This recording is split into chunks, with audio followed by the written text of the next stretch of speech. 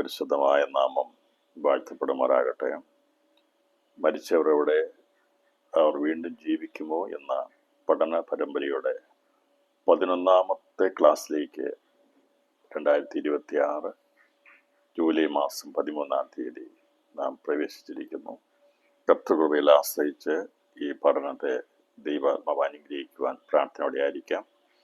നമ്മൾ കഴിഞ്ഞ ദിവസങ്ങളിൽ ചിന്തിച്ചിരുന്ന വിഷയം മീതെയുള്ള പാതാളത്തിൽ ഉണ്ടായിരുന്നവർ എന്നുള്ള വിഷയത്തിൻ്റെ പഠനം പൂർത്തീകരിക്കപ്പെട്ടു. അതിനുശേഷമായിട്ട് പഴയ നിയമത്തിൽ സംഭവിച്ച 5 സുപ്രധാന അപൂർവ സംഭവങ്ങളെക്കുറിച്ചുള്ള പഠനത്തിലാണ് നാം ഇപ്പോൾ ആയിരിക്കുന്നത്. അതിൽ മരണം കാണാതെ ജീവനോടെ മാറ്റപ്പെട്ടവർ എന്നുള്ള വിഷയത്തോട് ബന്ധത്തിൽ ഹാനോക്ക് മരണം കാണാതെ എടുക്കപ്പെട്ടു. അതുപോലെ കോരകും കൂട്ടരും മരണം കാണാതെ അവര് അധമ പാതാളത്തിലേക്ക് അവർ ഇറങ്ങിപ്പോയി എന്നുള്ളതും നാം ചിന്തിപ്പാനിടയായി തീർന്നു. അപ്പോൾ ഹാനോക്ക് മാറ്റപ്പെട്ടത് സ്വർഗത്തിലേക്കല്ല, ഹാനോക്ക് മരണം കാണാതെ എടുക്കപ്പെട്ടത്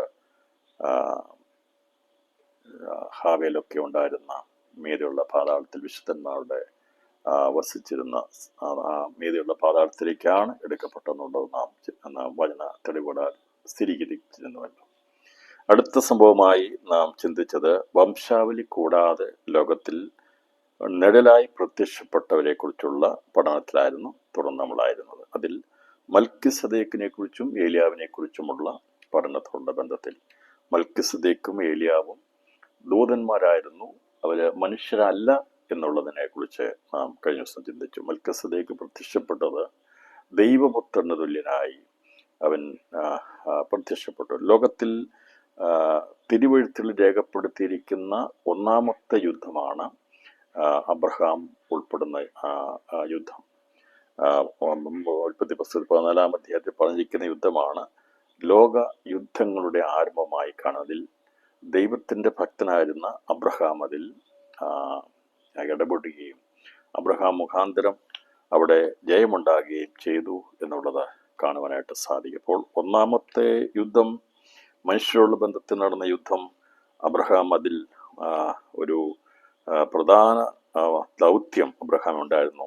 അബ്രഹാം മുഖാന്തരമാണ് ആ യുദ്ധം ജയിച്ചതെങ്കിൽ അബ്രഹാമിൻ്റെ സന്തതിയായിരിക്കുന്ന ഇസ്രായേലിനോടുള്ള ബന്ധത്തിൽ ലോകാവസാനത്തിൽ നടക്കുന്ന യുദ്ധത്തിലും അബ്രഹാമിൻ്റെ സന്തതിയുടെ വലിയ പ്രാതിനിധ്യം ഉണ്ടായിരിക്കുമെന്നുള്ളത് നമുക്ക് വചനത്തെളിവിലൂടെ മനസ്സിലാക്കാൻ സാധിക്കുന്നു.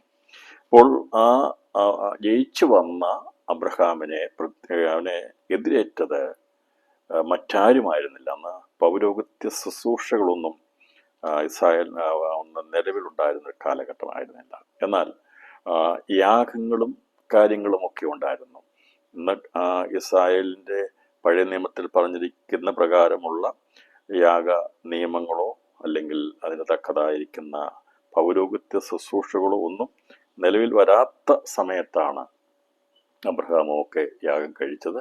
ദൈവം അവരോട് വാമൊഴിയായി സംസാരിച്ചിരുന്നു. കാരണം നമുക്കറിയാം, നോഹയൊക്കെ യാഗം കഴിച്ചവരായിരുന്നു, ഹാബേല് ഉത്തമമായി യാഗം കഴിച്ചു. അപ്പോൾ യാഗം കഴിച്ച് നിയമം ചെയ്തവരായിരുന്നു അവരൊക്കെ, യാഗം കഴിച്ച് നിയമം ചെയ്തവരായിരുന്നു. അപ്പോൾ അങ്ങനെ വിശുദ്ധന്മാർ യാഗം കഴിച്ചു പോന്നിരുന്നു. പക്ഷെ അവർ ദൈവത്തെ ആരാധിച്ചു വന്നിരുന്നു. പക്ഷേ ആരാധനക്രമത്തോടു കൂടിയ ഒരു ആലയം പണിയുകയും ദൈവത്തിൻ്റെ ആരാധനയൊക്കെ ലോകത്തിൽ നിലവിൽ വന്നത് ഇസ്രായേലിനോടുള്ള ബന്ധത്തിലാണ്. അപ്പോൾ അതിനു മുമ്പ് തന്നെ അബ്രഹാമിനെ എതിരേറ്റ് അനുഗ്രഹിച്ചത് അത്യുന്നതൻ്റെ പുരോഹിതനായിരുന്നു. അപ്പോൾ അവൻ ദൈവപുത്രന് തുല്യനായി എന്നേക്കും ഇരിക്കുന്നു എന്നുള്ളത് വെളിപ്പെടുത്തുമ്പോൾ സ്വർഗത്തിൽ നിന്ന് അബ്രഹാമിനെ എതിരേറ്റ് വന്നത് ഒരു സ്വർഗത്തിലെ ദൂതനായിരുന്നെന്നും അവനത് ആ ദൗത്യം പൂർത്തീകരിച്ചപ്പോൾ സ്വർഗത്തിലേക്ക് മടങ്ങിപ്പോയി എന്നുമാണ് നാം ചിന്തിച്ചത്. അതുപോലെ ഏലിയാവ് പ്രത്യക്ഷപ്പെടുന്നത് വംശാവലി ഒന്നും കൂടാതെ പ്രത്യക്ഷപ്പെടുന്നത് ഇസ്രായേലിനുള്ള ബന്ധത്തിൽ അവിടെ ആഹാബിൻ്റെ കാലത്തുണ്ടായ വരൾച്ചയുള്ള ബന്ധത്തിൽ അവൻ പ്രത്യക്ഷപ്പെട്ട് അവിടെ അവൻ കഠിനമായ ദൂതറിയിക്കുകയും വീണ്ടും 3.5 വർഷം കഴിഞ്ഞപ്പോൾ അവിടെ മഴ പെയ്യുവാൻ കാരണമായി തീരുന്ന ദൂതറിയിക്കുവാൻ അവൻ വീണ്ടും ആഹാബിനെ താൻ കാണിച്ചതിനെ കുറിച്ചും അതിനുശേഷമായി അവൻ നിരാശനായി ഓടിപ്പോയതിനെ കുറിച്ചും ചോദിച്ചോടി കിടക്കുന്നതിനെ കുറിച്ചും ഒക്കെ ചിന്തിച്ചു. അവസാനമായി ദൈവം അവനെ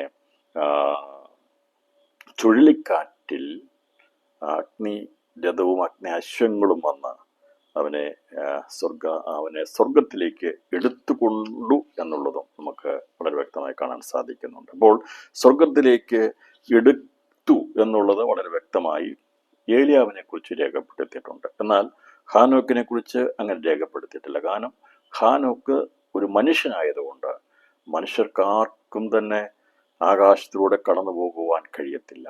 കാരണം മനുഷ്യപാപം മുഖാന്തരമായി ഒരു മനുഷ്യന് പോലും പാപത്തിൽ നിന്ന് വിടുതൽ പ്രാപിച്ച് വിശുദ്ധീകരണം പ്രാപിച്ച് സ്വർഗാസ്വർഗത്തിലേക്ക് പോകുവാൻ യേശുക്രിസ്തുവിന്റെ രക്തത്തിന്റെ പരിഹാരത്തിന് മുമ്പായി സാധിച്ചിരുന്നെങ്കിൽ ആ ഒരു മാർഗം മതിയായിരുന്നു. കർത്താവ് ഇവിടെ വന്ന് കഷ്ടപ്പെടേണ്ട ആവശ്യമില്ലായിരുന്നു, അവൻ മരിക്കേണ്ട ആവശ്യമില്ലായിരുന്നു, അങ്ങനെ അവരെ നീതീകരിച്ചു കൊണ്ടുപോകാമായിരുന്നു. അപ്പോൾ അവിടെ ഒരു എക്സ്പ്രഷണൽ അല്ലെങ്കിൽ ഒരു കേസില്ല. കാരണം യേശുക്രിസ്തുവിന്റെ രക്തം കൂടാതെ പാപത്തിന്റെ പരിഹാരം നടക്കാതെ ഒരൊറ്റ ആൾക്ക് പോലും ഉയരത്തിലേക്ക് പ്രവേശിപ്പാൻ കഴിയത്തില്ല. അതിനുവേണ്ടിയാണ്, സാധ്യമാക്കാൻ വേണ്ടിയാണ് യേശു കർത്താവ്. അതുകൊണ്ടാണ് അബ്രഹാം, ഇസഹാക്ക്, യാക്കോബ് ഇവരൊക്കെ മരിച്ചപ്പോൾ ഇവരൊക്കെ താഴേക്ക് അവര് വിശുദ്ധന്മാരുടെ നീതിമാന്മാരുടെ മരണാന്തരയായിരുന്ന മീതിയുള്ള പാതാളത്തിലേക്കാണ് ഇറങ്ങിപ്പോയതെന്നുള്ളത് നമ്മൾ വളരെ കാര്യഗൗരവമായി ചിന്തിച്ചിരുന്നു. അപ്പം അതുകൊണ്ട് ഒരൊറ്റ മനുഷ്യൻ പോലും ബന്ധനത്തിൽ നിന്ന് വിടുതൽ പ്രാപിച്ചിരുന്നില്ല. പഴയ നിയമത്തിൽ ഒരു വ്യക്തി പോലും, മനുഷ്യനായി ജനിച്ച ഒരൊറ്റ മനുഷ്യൻ പോലും പാപത്തിൽ നിന്ന് മോചനം പ്രാപിച്ചിരുന്നില്ല. അതുകൊണ്ട് ആദമിക സന്തതി ജനിച്ച ഒരൊറ്റ മനുഷ്യൻ പോലും സ്വർഗത്തിലേക്ക് എടുക്കപ്പെടാൻ കഴിയത്തില്ല. അതുകൊണ്ടാണ് മൽക്കിസദേക്ക്, ഏലിയാവ് അവര് മനുഷ്യരല്ലായിരുന്നു, ദൂതന്മാരായിരുന്നു എന്നുള്ളത് വചനത്തിന്റെ അടിസ്ഥാനത്തിൽ തെളിയിക്കപ്പെടുന്നു. ഇനി അതിന് ആധാരമായിട്ട് അങ്ങനെ കയറിയിട്ടില്ല എന്നൊരു വചനം അത് വചനപരമായിട്ട് തെളിയിച്ചെങ്കിൽ മാത്രമേ അതിനെ നമുക്ക് സാധുതകരണം ഉണ്ടാകുകയുള്ളൂ. അല്ലെങ്കിൽ ഞാൻ എത്ര പറഞ്ഞാലും അതിന് തെളിവില്ല എന്ന് പറഞ്ഞതിനെ തള്ളിക്കളയാം. എന്നാൽ യോഹന്നാൻ എഴുതിയ സുവിശേഷം അതിൻ്റെ 3-ാം അധ്യായം 13-ാമത്തെ വാക്യത്തിൽ കർത്താവായ യേശുക്രിസ്തു തന്നെ ഈ കാര്യം വളരെ പരസ്യമായിട്ട് അന്ന് പ്രസ്താവിപ്പാനിടയായിത്തീർന്നു. അപ്പോൾ കർത്താവ് പറഞ്ഞ കാര്യത്തിനപ്പുറമായിട്ട് ഒരു പ്രവാചകന്മാരില്ല, ഒരു സ്കോളേഴ്സ് ഇല്ല, ഒരു ചിന്തകന്മാരില്ല. യേശു പറഞ്ഞ കാര്യത്തിന് മീതെയായി അവൻ പഠിപ്പിച്ചതിന് അതീതമായിട്ട് ഒരു ഉപദേശങ്ങളെ നാം സ്വീകരിക്കേണ്ട ആവശ്യമില്ല. അപ്പോൾ കർത്താവ് പറഞ്ഞിരിക്കുന്നത് എന്താണ്? 3-ാം അധ്യായം അതിൻ്റെ 13-ാമത്തെ വാക്യത്തിൽ പറഞ്ഞിരിക്കുന്നത്, സ്വർഗത്തിൽ നിന്ന് ഇറങ്ങി വന്നവനായി, സ്വർഗത്തിലിരിക്കുന്നവനായി. അപ്പോൾ സ്വർഗത്തിൽ നിന്ന് ഇറങ്ങി വന്ന മനുഷ്യപുത്രൻ അല്ലാതെ ആരും സ്വർഗത്തിൽ കയറിയിട്ടില്ല. അപ്പോൾ ഇതിനു മുമ്പ് ഏലിയാവൊക്കെ വന്ന് അവര് സ്വർഗത്തിലേക്ക് കയറിയെങ്കിൽ, മനുഷ്യനായിരുന്നെങ്കിൽ കർത്താവ് പറഞ്ഞ വചനം അത് തെറ്റായി പോകും.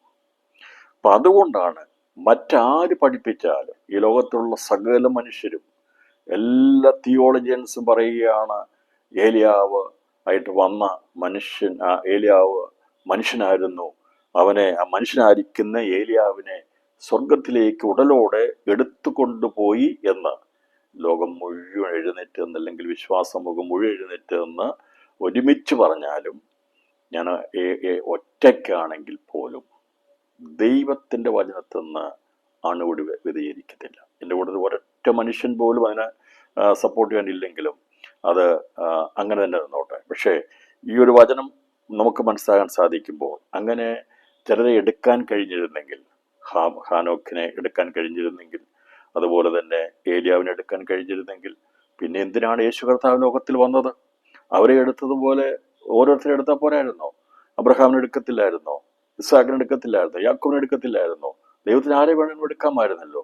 പക്ഷേ അങ്ങനെ എടുക്കാൻ കഴിയത്തില്ല. കാരണം മനുഷ്യന്റെ പാപത്തിന് പരിഹാരം വരാതെ അവനെ ഉയരത്തിലേക്ക് കൊണ്ടുപോകാൻ കഴിയത്തില്ല. അതുകൊണ്ടാണ് ആടുകളുടെയും കാളകളുടെയും രക്തം കൊണ്ട് പാപത്തിന് പരിഹാരം വന്നില്ല. അപ്പോൾ പഴയ നിയമത്തിൽ പാപത്തിന്റെ പരിപൂർണമായിരിക്കുന്ന രക്ഷയുടെ പൂർത്തീകരണം നടന്നിരുന്നെങ്കിൽ യേശു കർത്താവ് വരേണ്ട ആവശ്യമില്ലായിരുന്നു.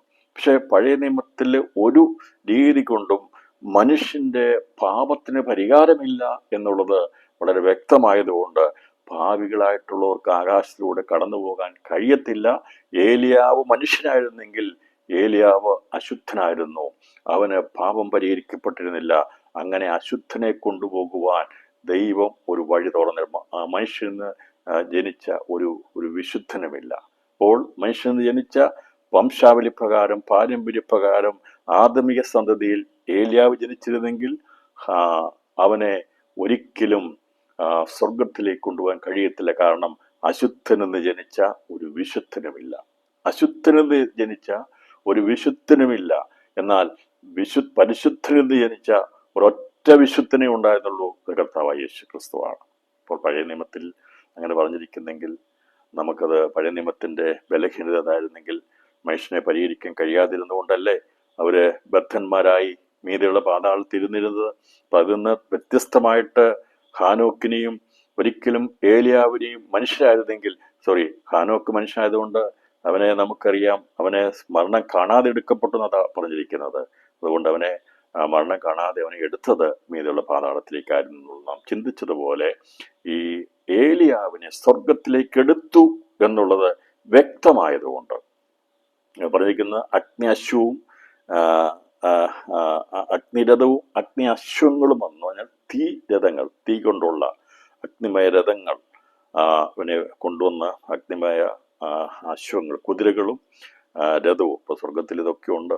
അവർ വന്നാണ് ഇവനെ എവിടുന്നാണോ ഈ ഏലിയാവിനെ അയച്ചത് അവിടേക്ക് അവനെ മടക്കിക്കൊണ്ടുപോയി. അഥവാ ഏലിയാവ് വന്നത് സ്വർഗത്തിൽ നിന്ന്, അഥവാ പർദീസയിൽ നിന്നുള്ള ഒരു ദൂതൻ മനുഷ്യവേഷത്തിൽ ഭൂമിയിൽ പ്രത്യക്ഷപ്പെട്ട്, വംശാവലി കൂടാതെ പ്രത്യക്ഷപ്പെട്ട് മനുഷ്യന് തുല്യമായി ഈ ലോകത്തിൽ വന്നു. അവൻ മനുഷ്യനോട് സദൃശനായി വന്നു. അപ്പോൾ എന്നാൽ മൽക്കിസദേക്ക് സ്വർഗത്തിൽ നിന്ന് വന്നൊരു ദൂതനായിരുന്നു. അപ്പോൾ അവൻ യേശുക്രിസ്തുവിന് നിഴലായിട്ടാണ് വന്നെങ്കിൽ, അത്യുന്നതന്റെ പുത്രന് നിഴലായിട്ട് മൽക്കിസദേക്കും, അത്യുന്നതന്റെ പ്രവാചകന് നിഴലായിട്ട് ഏലിയാവും പഴയ നിയമത്തിൽ പ്രത്യക്ഷപ്പെട്ടു. അവിടെ ശുശ്രൂഷ കഴിഞ്ഞപ്പോൾ നമുക്ക് കാണാൻ സാധിക്കുന്നത് ഈ പറയുന്ന ഏലിയാവിനെ ദൈവം സ്വർഗത്തിലേക്ക് ഉടലോടെ എടുത്തു. അവനെ അങ്ങനെ തന്നെ എടുത്തുകൊള്ളുകയാണ് ചെയ്തത്. അത് കണ്ടു, അത് സാക്ഷീകരിച്ചതാണ്. അപ്പോൾ അവൻ മനുഷ്യനല്ല എന്നുള്ളതിന് നാം തെളിവായി നിരത്തുന്നത് നാം ദൈവവചനത്തിന്റെ അടിസ്ഥാനത്തിൽ യോഹന്നാൻ എഴുതിയ സുവിശേഷം 3-ാം അധ്യായം 13-ാം വാക്യമാണ്. സ്വർഗത്തിൽ നിന്നിറങ്ങി വന്നവനായി ഇരിക്കുന്നതെന്ന് പറഞ്ഞാൽ കർത്താവ് ഒഴികെ മനുഷ്യപുത്രൻ അല്ലാതെ ആരും സ്വർഗത്തിൽ കയറിയിട്ടില്ല. വളരെ വ്യക്തമാക്കിയതിന് ശേഷം ഈ വചനമൊക്കെ വായിച്ചിട്ട് പിന്നെ എങ്ങനെയാണ് ഏലിയാവ് മനുഷ്യനായിരുന്നു അവനെ സ്വർഗത്തിലേക്ക് കൊണ്ടുപോയി? പിന്നെ ഇതൊക്കെ ഈ ഒരു സിമ്പിളായിട്ടുള്ള ടീച്ചിങ്ങിലൊക്കെ എളുപ്പമാണ്. സാധാരണക്കാർക്കൊക്കെ അങ്ങനെയുള്ള കാര്യങ്ങളൊക്കെ പറഞ്ഞു പോകാൻ എളുപ്പമാണ്. പക്ഷേ സാധാരണ രീതിയിൽ നിന്ന് വ്യത്യസ്തമായിട്ട് വ്യതിചലിച്ച് കാര്യങ്ങളെ സത്യമായിട്ട് രീതി പഠിപ്പിക്കുമ്പോൾ അപ്പോൾ തന്നെ പറയും അത് ബോഷ്കിന്റെ ഉപദേശമാണ്, അല്ലെങ്കിൽ അതൊരിക്കലും അംഗീകരിക്കാൻ കഴിയാത്തതാണെന്നൊക്കെ പറയും. കർത്താവിടെ ലോകത്തെ സത്യം പറഞ്ഞപ്പോഴും യേശുവിനെ ഭ്രാന്തൻ എന്നാണ് പറഞ്ഞത്. യേശുവിനെ ഭ്രാന്തനെന്നും യേശുവിന് ഭൂതോപദേശം അല്ലെങ്കിൽ ഭൂതങ്ങളുണ്ടെന്നൊക്കെയാണ് പറഞ്ഞത്. കാരണം അവർ ചിന്തിച്ചു വെച്ച വിഷയങ്ങളിൽ നിന്ന് വ്യത്യസ്തമായിട്ട് സംസാരിക്കുമ്പോൾ, ഉൾക്കൊള്ളാൻ കഴിയാത്ത വിഷയങ്ങൾ സംസാരിച്ചപ്പോൾ പറഞ്ഞു ഇവൻ ഭ്രാന്തനാണ്, അവൻ്റെ വാക്ക് കേൾക്കണ്ടായിരുന്നു ഞാൻ ചോദിച്ചു. അപ്പൊ കർത്താവിനെ കുറിച്ച് അങ്ങനെയാ പറഞ്ഞെങ്കിൽ ഈ സത്യം അതുപോലെ തന്നെ പ്രഖ്യാപിക്കുന്നവരെ എല്ലാവർക്കും അംഗീകരിക്കാൻ കഴിയത്തില്ല. കാരണം മനുഷ്യനെ അംഗീകരിക്കുകയോ ഇല്ലയോ എന്നുള്ളതല്ല ഒരു പ്രവാചകന്റെ അല്ലെങ്കിൽ ഒരു യഥാർത്ഥമായ ദൈവത്തിന്റെ വചനം പ്രസ്താവിക്കുന്നവന്റെ ദൗത്യം. അവനെ എന്താണോ ദൈവം പഠിപ്പിച്ചത്, എന്താണോ ദൈവം പറയാൻ പറഞ്ഞിരിക്കുന്നത്, അതുപോലെ തന്നെ പ്രസ്താവിക്കുക എന്നുള്ളതാണ്. അതിനെ എല്ലാവരും ഉൾക്കൊള്ളണമെന്നില്ല. അതുകൊണ്ട് ഈ ഒരു വചനത്തിന്റെ അടിസ്ഥാനത്തിൽ ഞാൻ വളരെ ശക്തമായ രീതിയിൽ ഇനി ആരല്ല, ഞാൻ പറഞ്ഞ ലോകം വിശ്വാസമുഖം മുഴുവൻ എഴുന്നേറ്റ് നിന്ന് ഏലിയാവ് മനുഷ്യനായിരുന്നു, ഏലിയാവിനെ മരിക്കാതെ സ്വർഗത്തിലേക്ക് എടുത്തു വന്ന് എല്ലാവരും കൂടി പറഞ്ഞ് അവര് അങ്ങോട്ടും ഇങ്ങോട്ടും ആമേൻ പറഞ്ഞാലും ഞാൻ ഒറ്റയ്ക്കാണെങ്കിൽ പോലും കർത്താവിന്റെ വചനത്തിൽ നിന്നുകൊണ്ട് പറയും ഏലിയാവ് മനുഷ്യനല്ലായിരുന്നു, ഏലിയാവ് ഒരു ദൂതനായിരുന്നു. അവന്റെ ദൗത്യം കഴിഞ്ഞപ്പോൾ ദൈവം അവനെ എടുത്തു. അങ്ങനെ ദൂതന്മാരൊക്കെ വന്ന് ഇവിടെ കാര്യങ്ങളൊക്കെ ചെയ്ത് മടങ്ങിപ്പോയിട്ടുണ്ട്. അതിന് സാധ്യമാകുന്ന കാര്യങ്ങളുമാണ്. അബ്രഹാമിൻ്റെ വീട്ടിൽ വന്ന് ആഹാരം കഴിച്ചില്ല ദൂതന്മാർ? 3 ദൂതന്മാരല്ലേ വന്നത്? ആഹാരം കഴിച്ചല്ലോ. വന്ന് വീടുകളിൽ കിടന്നില്ലേ? സ്വദോം ഗൊമോർ നശിപ്പിക്കുന്നതിന് മുമ്പായി ലോത്തിൻ്റെ വീട്ടിൽ അവരെ പോയി രാപാർത്തില്ലേ? അത് ദൂതന്മാരല്ലായിരുന്നോ? മനുഷ്യ സദൃശ്യത്തിൽ അവിടുന്ന് ദൂതന്മാർക്ക് പ്രത്യക്ഷപ്പെടാൻ കഴിയും എന്നുള്ളത് വളരെ വ്യക്തമാണ്. അപ്പോൾ എന്തുകൊണ്ട് ഇപ്പോൾ വരുന്നില്ല എന്നുള്ളൊരു ചോദ്യം ചോദിക്കുമ്പോൾ, ഇപ്പോഴും ദൂതന്മാരെ നമുക്ക് കാണാൻ കഴിയുന്നില്ലെങ്കിലും നമ്മുടെ സേവകാത്മാക്കളായി ദൈവം കൽപ്പിച്ചാക്കിയിരിക്കുന്ന ദൂതന്മാരുണ്ട്. ഇന്ന് രാത്രിയിലും നമുക്ക് വേണ്ടി കൽപ്പിച്ചാക്കിയിരിക്കുന്ന ദൂതന്മാരുണ്ട്. അപ്പോൾ അവർ ഈ ലോകത്തിലുണ്ട്. എന്നാൽ മനുഷ്യവേഷത്തിൽ ഒരാൾ വരണമെങ്കിൽ അങ്ങനെ ഒരാളെ കൊണ്ടുവരാൻ കഴിയും. ഇനി ഞാൻ മറ്റൊരു കാര്യം ചോദിക്കട്ടെ. ഇവിടെ വെളിച്ചപ്പാടത്തിയുടെ മുമ്പിൽ ഒരു സാപ്താനിക ദൂതൻ ശമൂവേലിന് വേഷം കെട്ടി വരുവാൻ കഴിയുമെങ്കിൽ, മനുഷ്യനായിട്ട് വേഷം കെട്ടി വന്നിട്ട് കഴിഞ്ഞു പോയ കാര്യങ്ങളെല്ലാം പറഞ്ഞ് മരിച്ചവനാണെന്നൊക്കെ പറഞ്ഞ് സ്വസ്ഥതയിലായിരുന്നൊക്കെ പറഞ്ഞ് ബോഷ്ക്ക് പറഞ്ഞിട്ട് പോകാൻ കഴിയുമെങ്കിൽ, ഒരു സത്യത്തിൻ്റെ ദൗത്യം നിർവഹിക്കാൻ വേണ്ടി ഒരു ദൂതന് ഭൂമിയിൽ പ്രത്യക്ഷപ്പെട്ടു, അവനെ അത് കഴിഞ്ഞപ്പോൾ അവനെ സ്വർഗം മടക്കി എടുത്തു എന്ന് പറയുന്നതിൽ എന്ത് അപാകതയാ ഉള്ളത്? എന്താണത്? അത് പഠിച്ചാൽ അല്ലെങ്കിൽ അതിനെ അംഗീകരിച്ചുള്ള പ്രശ്നം എന്താണ്? ഒരു പ്രശ്നമില്ല. അത് അംഗീകരിക്കാൻ യോഗ്യമായ വചനമാണ്. അതുകൊണ്ട് ഈ വചനത്തിൻ്റെ അടിസ്ഥാനത്തിലും ആധികാരികതയിലും ഏലിയാവ് മനുഷ്യനായിരുന്നില്ല, അവൻ ഒരു ദൂതനായിരുന്നു. അതുകൊണ്ടാണ് അവനിൽ പാപം എന്നുള്ളത് മനുഷ്യ സഹജമായ പാപമുണ്ടായിരുന്നില്ല. എന്നാൽ അവൻ ഇവിടെ വന്നപ്പോൾ മനുഷ്യനെ പോലുള്ള കാര്യങ്ങൾ ചെയ്തില്ലേ? അവന് അവിശ്വാസം ഉണ്ടായില്ലേ? വിശ്വാസം ഉത്ഭവിക്കാതെല്ലാം പാപമല്ലേ? അതെ, പാപമാണ്. പക്ഷേ അവൻ പാപം ചെയ്തത് ഒരിക്കലും അത് മനുഷ്യ ജന്മത്തിലൂടെ വന്ന പാപമല്ല അവൻ ചെയ്തത്. അവനെ ഏൽപ്പിച്ച ദൗത്യം വന്നപ്പോൾ അവൻ്റെ ശരീരം കൊണ്ടല്ല അവൻ പാപം ചെയ്തത്, മനസ്സുകൊണ്ടാണ് അവൻ പാപം ചെയ്തത്. പക്ഷെ എന്നാൽ മനുഷ്യൻ പാപം ചെയ്യുന്നത് മനസ്സുകൊണ്ടും ശരീരം കൊണ്ടും പാപം ചെയ്യും. ഇപ്പോൾ ഏലിയാവ് വന്നപ്പോൾ ഏലിയാവ് ശരീരത്തിൽ പാപം ചെയ്തതായിട്ട് തെളിവില്ല. എന്നാൽ അവൻ്റെ മനസ്സിൽ അവൻ പാപം ചെയ്തു. അവൻ പാപം ചെയ്തതിന് ദൈവം ക്ഷമിക്കുകയും ചെയ്തു. അത് അവനെ ഏൽപ്പിച്ച ദൗത്യത്തിൽ വന്നതാണ്. പക്ഷേ എന്നാൽ ഒരുവൻ ശരീരത്തിരിക്കുമ്പോൾ ചെയ്തത് നല്ലതാകിലും തീയതാകിലും അതിന് തക്കത് പ്രാപിക്കേണ്ടതിനാണ് ന്യായസംഭാവന നിൽക്കേണ്ടത്. അപ്പോൾ ഏലിയാവ് പ്രത്യക്ഷപ്പെട്ട് അവൻ ശരീരത്തിൽ ഇരുന്നു കൊണ്ട് ഒരു പ്രത്യേക പാപം ചെയ്തതായിട്ട് വചനത്തിൽ പറയുന്നിട്ടില്ല. എന്നാൽ അവൻ മനുഷ്യവേഷത്തിൽ വന്നതുകൊണ്ട്, മനുഷ്യനായി വന്നതുകൊണ്ട് മനുഷ്യനുണ്ടാകാവുന്ന എല്ലാ നിരാശകളും ദുഃഖങ്ങളും അവിശ്വാസവും ഒക്കെ അവന് സംഭവിച്ചിരുന്നു. അതവൻ്റെ മനസ്സിനെയാണ്, അവൻ്റെ ആത്മാവിനോടുള്ള ബന്ധത്തിലാണ് അവിടെ വെളിപ്പെടുത്തിയിരിക്കുന്നത്. അതിനെ ദൈവം എന്ത് ചെയ്തു? അവനെ ക്ഷമിക്കാം.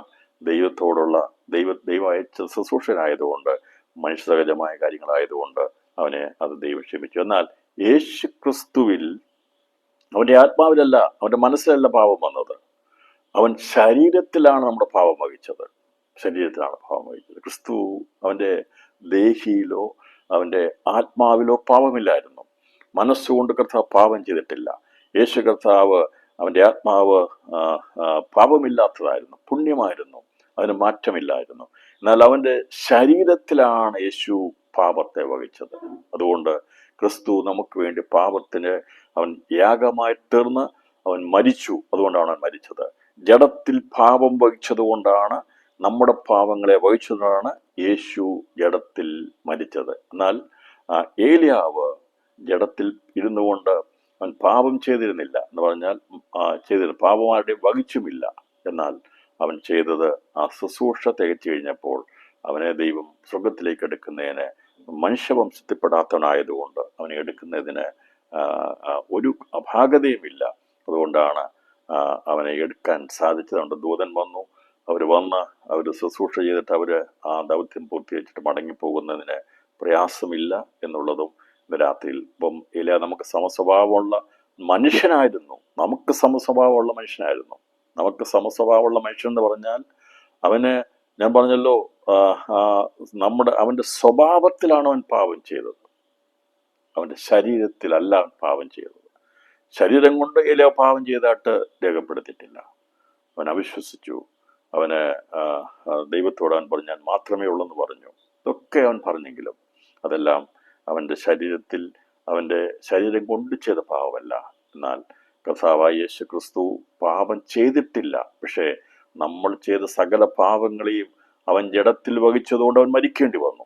അവൻ മരിച്ചടക്കപ്പെട്ട് അവന് മാത്രമേ ഉയർത്തെഴുന്നേറ്റ് ആകാശത്തിലൂടെ കടന്നു പോകുവാൻ, ശരീരത്തോടെ കടന്നു പോകാൻ, ആത്മാവോടെ കടന്നു പോകാൻ കഴിഞ്ഞിട്ടുള്ളൂ എന്നുള്ളതും വചനപരമായി. അല്ല, നാളെ മറ്റൊരു ചോദ്യം ചോദിക്കും, ഏലാവിടെ വന്നാൽ വിശ്വസിച്ചില്ലേ? ഏലാവ് പാപം ചെയ്തില്ല, അവിശ്വാസം പാവമല്ലേ? അതുകൊണ്ട് പാപം ചെയ്ത മനുഷ്യനെ പിന്നെ ഏലാവിന് എങ്ങനെയാണ് മോചനമുണ്ടായെന്ന് നാളെ ചോദിക്കാം. അങ്ങനെ ചോദിക്കാൻ ഇടനിലക്കാതിരിക്കാൻ വേണ്ടിയാണ് ഞാനതിൻ്റെ ക്ലാരിഫിക്കേഷൻ, വിശദീകരണം ഇപ്പം തന്നെ തന്നത്. കാരണം വളരെയധികം കിഴിഞ്ഞ് ചിന്തിക്കുന്നവരാണ് ദൈവമക്കൾ. അങ്ങനെ തന്നെ ചിന്തിക്കുകയും ചെയ്യണം. കാരണം അതിൻ്റെ ആവശ്യം അതുകൊണ്ട് അത് ഒരു കാര്യം പറയുമ്പോൾ അത് പ്രബലമായിരിക്കുന്ന അടിസ്ഥാനപരമായി നിൽക്കുന്ന ഒരു ടീച്ചിങ്ങിനെ നമ്മളതിനെ അല്ല എന്ന് പഠിപ്പിക്കുമ്പോൾ നിരവധി ചോദ്യങ്ങൾ അതിൽ നിന്ന് എഴുന്നേറ്റ് വരാം. പക്ഷേ ആ ചോദ്യങ്ങളെല്ലാം ദൈവവചനത്തിൻ്റെ അടിസ്ഥാനത്തിൽ നമുക്ക് ഖണ്ഡിച്ച് കളയാൻ കഴിയും. സത്യമാണെങ്കിൽ അതിനെ എത്രമാത്രം ചോദ്യം ചെയ്താലും സത്യത്തിന് മാറ്റമുണ്ടാകത്തില്ല. സത്യം എന്നതിൻ്റെ അർത്ഥം തന്നെ അത് മാറാത്തതാണ്, നിത്യമായിട്ടുള്ളതാണ്, എന്നേക്കുമായിട്ടുള്ളതാണ്. അതിന് സ്റ്റെബിലിറ്റി ഉണ്ട്, അതിന് ഒരു എറ്റർനിറ്റി ഉണ്ട്. ബാക്കിയുള്ളതൊക്കെ മാറിപ്പോകുന്നതുകൊണ്ട് ദൈവത്തിൻ്റെ വചനം സ്ഥിരതയുള്ളതായതുകൊണ്ട്, അത് മോഷ്കല്ലാത്തതുകൊണ്ട്, സത്യമായതുകൊണ്ട് രാത്രി ഞാൻ വിശ്വസിക്കുന്നു ഏലിയാവ് മനുഷ്യനല്ല, അവൻ ദൂതനായിരുന്നു എന്ന് പറയുന്നതിൽ ഈ വചനം കേൾക്കുന്ന പ്രിയപ്പെട്ടവർക്ക് ഇനി ബുദ്ധിമുട്ടുണ്ടാകില്ല എന്ന് വിശ്വസിക്കുന്നു. ഇനി അതുകൊണ്ട് ഇതിൽ നിന്നും നേടാനൊന്നുമില്ല. ഇപ്പം അങ്ങനെ ഒരു ടീച്ചിങ് നടത്തിയത് കൊണ്ട് എന്താ വലിയ നേട്ടമുണ്ടാകാൻ എന്നുള്ളത് ചോദിച്ചാൽ അങ്ങനെ വലിയ കാര്യങ്ങളല്ല. പക്ഷേ മറ്റുള്ളവരാരെങ്കിലും ചോദിച്ചാൽ നമുക്ക് അവിടെ മുമ്പിൽ ഉത്തരം പറയാൻ വേണം. ഉത്തരമില്ലാതെ നമ്മൾ കുഴഞ്ഞു പോകാൻ പാടില്ല. ഇപ്പം നമ്മൾ ആരും ചോദിക്കുക, ഇപ്പം യേശു കർത്താവ് വന്ന് പാപത്തിന് പരിഹാരം വരുത്തിയില്ല, ഞങ്ങളുടെ കർത്താവ് വന്ന് ആണ് മനുഷ്യൻ്റെ പാപത്തിന് പരിഹാരം വരുത്തിയത്, അങ്ങനെയാണെങ്കിൽ അങ്ങനെയുള്ളവർക്ക് സ്വർഗത്തിലേക്ക് പോകാൻ കഴിയുള്ളൂ എന്ന് പറയുകയാണെങ്കിൽ ഒരാൾ ചോദിക്കുക, വചനത്തിലേക്ക് പഠിക്കുന്ന ഒരാൾ നിങ്ങളോട് ചോദിക്കുക, ഹാനോക്ക് മനുഷ്യനല്ലായിരുന്നോ? ഹാനോക്ക് സ്വർഗത്തിലേക്കാണ് എടുത്തില്ലേ? ഏലാവ് മനുഷ്യനായിരുന്നില്ലേ? ഏലാവൻ സ്വർഗത്തിലേക്കല്ലേ കൊണ്ടുപോയത്? അങ്ങനെയാണ് പിന്നെ ഈ പറയുന്ന വചനം എങ്ങനെയാ ശരിയാണെന്ന് ചോദിച്ചാൽ എന്ത് ഉത്തരം പറയും? എങ്ങനെ ഉത്തരം പറയും? അല്ലാതെ മറ്റൊരു ഇത് അടിസ്ഥാനപരമായിട്ട് പറഞ്ഞതിനകത്ത് ഇപ്പോൾ ഒന്നും നമ്മുടെ ആത്മീയത്തെ ഒന്നും ബാധിക്കാനുള്ളതൊന്നുമല്ല ഇത്. പക്ഷെ ചോദ്യങ്ങൾ ചോദിച്ചാൽ എന്തുത്തരം പറയും? എന്തുത്തരം പറയും? അപ്പൊ ഹാനോക്കിനെ അന്ന് ദൈവത്തിന് ക്രിസ്തു വരാതെ ശുദ്ധീകരിച്ച് സ്വർഗത്തിലേക്ക് എടുക്കാൻ കഴിഞ്ഞിരുന്നെങ്കിൽ, ഏലിയാവിനെ ശുദ്ധീകരിച്ച് സ്വർഗത്തിലേക്ക് എടുക്കാൻ കഴിഞ്ഞിരുന്നെങ്കിൽ പിന്നെ എന്തിനാ യേശു വരുന്നത്?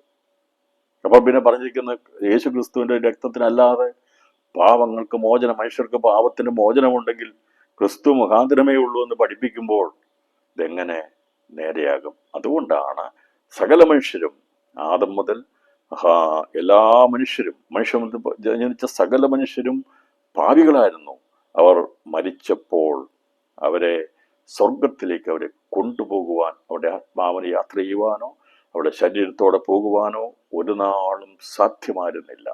എന്നാൽ പുതിയ നിയമത്തിൽ അതിന് സാധ്യമായിരുന്നു.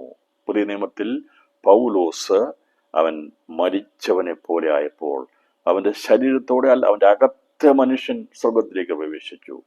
അതിന് കുഴപ്പമില്ല, അവന് സഞ്ചരിക്കാം, പോകാം. കാരണം ക്രിസ്തു മുഖാന്തരമുള്ള പാപത്തിൻ്റെ പരിഹാരം നടന്നുകൊണ്ട് അവന് ഉടലോടെയോ ഉടലില്ലാതെയോ അവൻ എടുക്കപ്പെടുന്നതിന് കുഴപ്പമില്ല. കാരണം അവൻ കർത്താവിൻ്റെ രക്തത്താൽ കഴുകപ്പെട്ടവനായിരുന്നു. രാത്രിയിൽ പ്രിയപ്പെട്ടവരെ, അപ്പോൾ പഴയ നിയമത്തിൽ ഹാനോക്കിനെ ദൈവം സ്വർഗത്തിലേക്ക് എടുത്തില്ല, ഏലിയാവ് സ്വർഗത്തിലേക്ക് എടുത്തു.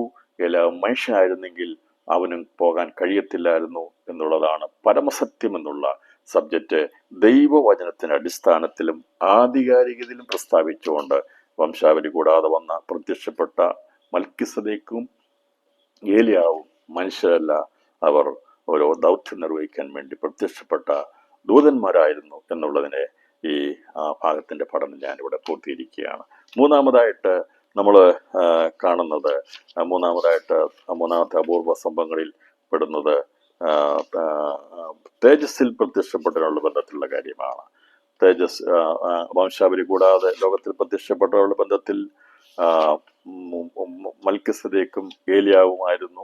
അപ്പം അതേക്കുറിച്ച് നിരവധി ഭാഗങ്ങൾ രേഖപ്പെടുത്തി. അതിൻ്റെ വിഷനിലേക്ക് പോകുന്നത് ഇത്രയും കാര്യങ്ങൾ മതി അംഗീകരിക്കാൻ യോഗ്യമായ കാര്യമാണെന്ന് മനസ്സിലാക്കാൻ വേണ്ടി.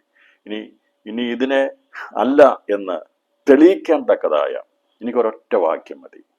യോഹന്നാൻ സുവിശേഷം 3-ാം അധ്യായം അതിൻ്റെ 13-ാം വാക്യം വായിച്ചിട്ട് ഇനി അതിനകത്ത് ഏത് വിധത്തിൽ അതിനെ തർജ്ജമ ചെയ്തിട്ട് അല്ലെങ്കിൽ അതിനെ വ്യാഖ്യാനിച്ചിട്ട് ഈ വചനം, യേശു പറഞ്ഞ വചനം അത് അങ്ങനെയല്ല എന്ന് പഠിപ്പിക്കാമെങ്കിൽ ഞാൻ അതിനെ അംഗീകരിക്കാം. അതല്ല, ഈ വചനം ഇങ്ങനെ സത്യമായതുകൊണ്ട് സ്വർഗത്തിൽ നിന്ന് ഇറങ്ങി വന്ന മനുഷ്യപുത്രനല്ലാതെ ആരും സ്വർഗത്തിൽ കയറിയിട്ടില്ല എന്ന് യേശു കർത്താവ് അസന്നിഗ്ധമായി പ്രഖ്യാപിച്ചെങ്കിൽ ഹാനോക്ക് എടുക്കപ്പെട്ടിട്ടില്ല.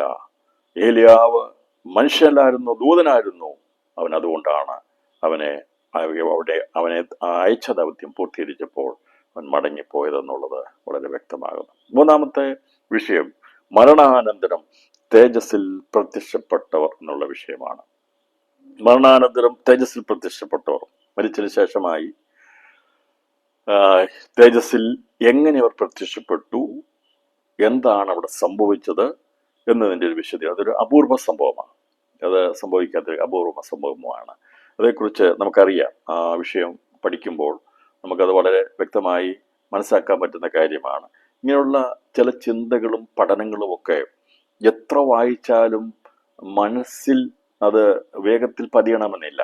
അതിനെ നമ്മൾ നമ്മുടേതായിട്ടുള്ള ചില മാനങ്ങൾ കൊടുത്ത് അതിനെ നമ്മൾ മനസ്സിലാക്കി വിടുകയാണ് ചെയ്യുന്നത്. അങ്ങനെയാണല്ലോ പണ്ട് പഠിച്ചപ്പോഴൊക്കെ. അങ്ങനെയല്ലേ, എല്ലാം പഠിച്ചപ്പോൾ മനസ്സിലായില്ലെങ്കിലും നമുക്കറിയാവുന്ന രീതി നമ്മൾ അതിനെ എന്ത് ചെയ്യുക അങ്ങ് ഉൾക്കൊണ്ടു. അങ്ങനെയല്ലേ ഇങ്ങനെ പഠിച്ചത്. ഇപ്പം ഞാൻ ചോദിക്കട്ടെ, ഓട്ടോമാറ്റിക് അല്ലെങ്കിൽ ഒരു ഓട്ടോമോട്ടീവ് കാറിനെ കുറിച്ചൊക്കെ ചിന്തിക്കുക. നമ്മൾ പഠിക്കുന്ന സമയത്ത് അത് മുഴുവനും അതിൻ്റെ പിസ്റ്റണെ കുറിച്ചോ മറ്റുള്ള കാര്യങ്ങളെക്കുറിച്ചോ നമുക്കറിയത്തില്ല. പക്ഷെ നമ്മളൊരു ഒരു ഒരു ഇമാജിനേഷൻ ഇന്നതാണെന്നുള്ളത് ഇന്ന് കുറച്ചും കൂടെ സ്പെസിഫിക്കേറ്റഡ് ആയി. പഠനം വളരെ മാറ്റമായി.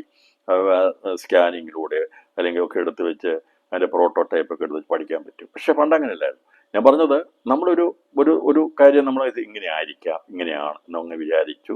പിന്നെ എൻ്റെ പ്രാക്ടിക്കലിറ്റിയിലേക്ക് പോകുമ്പോഴാണ് കൂടുതൽ മനസ്സിലാകുന്നത്. ഇപ്പം ഞാൻ പറഞ്ഞതിൻ്റെ അർത്ഥം ഇതെല്ലാം മനസ്സിലാക്കിയിട്ടാണോ? അല്ല, എല്ലാം മനസ്സിലാക്കിയിട്ടല്ല അംഗീകരിക്കുന്നത്.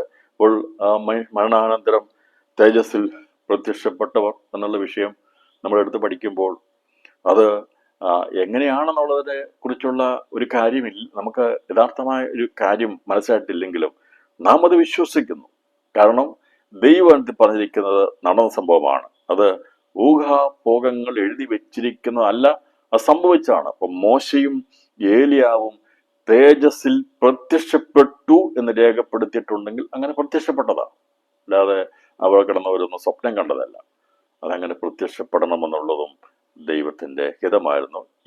എങ്ങനെയാണ് മോശയും ഏലിയാവും പ്രത്യക്ഷപ്പെടുമ്പോൾ നമുക്കറിയാം, ഏലിയാവിനെ എടുത്തതുകൊണ്ട് ഏലിയാവ് വീണ്ടും വന്നു എന്ന് ചിന്തിക്കുന്നവരുണ്ട്. അങ്ങനെയല്ല, ഏലിയാവിനെ എടുത്തു കഴിഞ്ഞാൽ ഏലിയാവ് നിഴലായിരുന്നു.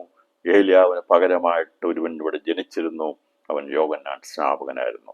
അപ്പോൾ മൽക്കിസദേക്ക് ക്രിസ്തുവിന് നിഴലായിരുന്നെങ്കിൽ യോഹന്നാൻ സ്നാപകന് നിഴലായിട്ട് അത്യുന്നത പ്രവാചകന്റെ നിഴലായിട്ട് വന്ന ആളായിരുന്നു ഏലിയാവ് എന്നുള്ളത് നമുക്ക് ഇവിടെ തെളിയിക്കാൻ സാധിക്കും. അതേക്കുറിച്ചുള്ള ഭാഗമാണ് നമ്മൾ ചിന്തിക്കുന്നത്. ഇപ്പോൾ ഇതിനു മുമ്പ് ചിന്തിച്ച വംശാവലി കൂടാതെ പ്രത്യക്ഷപ്പെട്ട ഏലിയാവിനെ വീണ്ടും ഇവിടെ കാണുന്നതുകൊണ്ട് ഇതിനു മുമ്പ് ചിന്തിച്ച ആ ചിന്താധാരയെ ഇത് സാധൂകരിക്കുന്നു എന്നുള്ളത് തുടർന്നുള്ള പഠനത്തെ നമുക്ക് വ്യക്തമാക്കി കാണാൻ സാധിക്കുന്നുണ്ട്. ഇവിടെ പറഞ്ഞിരിക്കുന്ന മത്തായി എഴുതിയ സുവിശേഷം 16-18, 17-ാം അധ്യായം 1 മുതൽ 8 വരെയുള്ള വാക്യങ്ങൾ, അതുപോലെ മർക്കൂസിന്റെ സുവിശേഷം 9-ാം അധ്യായം 1 മുതൽ 7 വരെയുള്ള വാക്യങ്ങൾ, ലൂക്കോസിന്റെ സുവിശേഷം 9-ാം അധ്യായം 27 മുതൽ 36 വരെയുള്ള വാക്യങ്ങളൊക്കെയാണ് രേഖപ്പെടുത്തിയത്. ഞാൻ മുഴുവൻ അത് വായിക്കുന്നത്, പക്ഷേ അതിന്റെ പ്രധാനപ്പെട്ട ഭാഗങ്ങൾ വായിക്കാം.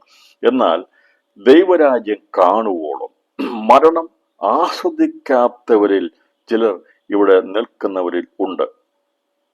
കർത്താവ് പറയുകയാണ്, ദൈവരാജ്യം കാണുവോളം മരണം ആസ്വദിക്കാത്തവരിൽ ചിലർ ഇവിടെ നിൽക്കുന്നവരിലുണ്ട് എന്ന് കർത്താവ് പറഞ്ഞു. അതിനുശേഷമായി ആ ഭാഗം ഒന്ന് വായിച്ചെങ്കിൽ മാത്രമേ അതിൻ്റെ വ്യക്തത മനസ്സിലാകത്തുള്ളൂ. അവിടെ രേഖപ്പെടുത്തിയിരിക്കുന്ന ഭാഗം വായിച്ച് അതൊന്ന് ഓടിച്ച് ചിന്തിക്കുന്നത് നമ്മുടെ സംശയങ്ങൾക്ക് മാറ്റം നൽകുവാടെ തരും. അതല്ലെങ്കിൽ ഞാൻ അതിൻ്റെ കുറച്ച് ഭാഗം എടുത്ത് മാത്രം പറഞ്ഞു പോയാൽ മറുമറിൽ സംഭവിച്ച വിഷയത്തിൻ്റെ ഒരു യഥാർത്ഥമായ രീതി കാര്യങ്ങൾ മനസ്സിലാകത്തില്ല. അപ്പോൾ കഥ പറഞ്ഞ കാര്യം 9-ാം അധ്യായം അതിൻ്റെ 27-ാം വാക്യത്തിലാണ് പറഞ്ഞത്. എന്നാൽ ദൈവരാജ്യം കാണുവോളം മരണം ആസ്വദിക്കാത്തവർ ചിലർ ഇവിടെ നിൽക്കുന്നവരിൽ ഉണ്ട്, സത്യമെന്ന് ഞാൻ നിങ്ങളോട് പറയുന്നു എന്ന് പറഞ്ഞു. കഥ പറഞ്ഞു, ഇവിടെ നിൽക്കുന്നവരിൽ ചിലര് ദൈവരാജ്യം കാണും എന്ന് പറഞ്ഞു. ദൈവരാജ്യം കാണും. അപ്പോൾ ദൈവരാജ്യം വന്നോ എന്നൊക്കെയുള്ള ചോദ്യങ്ങളുണ്ട്. ദൈവരാജ്യത്തെക്കുറിച്ചും സ്വർഗരാജ്യത്തെക്കുറിച്ചുള്ള ക്ലാസ് നമ്മൾ നേരത്തെ എടുത്തിട്ടുണ്ട്. ദൈവരാജ്യം എന്താണ്, സ്വർഗരാജ്യം എന്താണെന്നൊക്കെ നമ്മൾ ചിന്തിച്ചിട്ടുണ്ട്. ഇനിയും അതേക്കുറിച്ച് ഞാൻ പറഞ്ഞു പോകുന്നില്ല.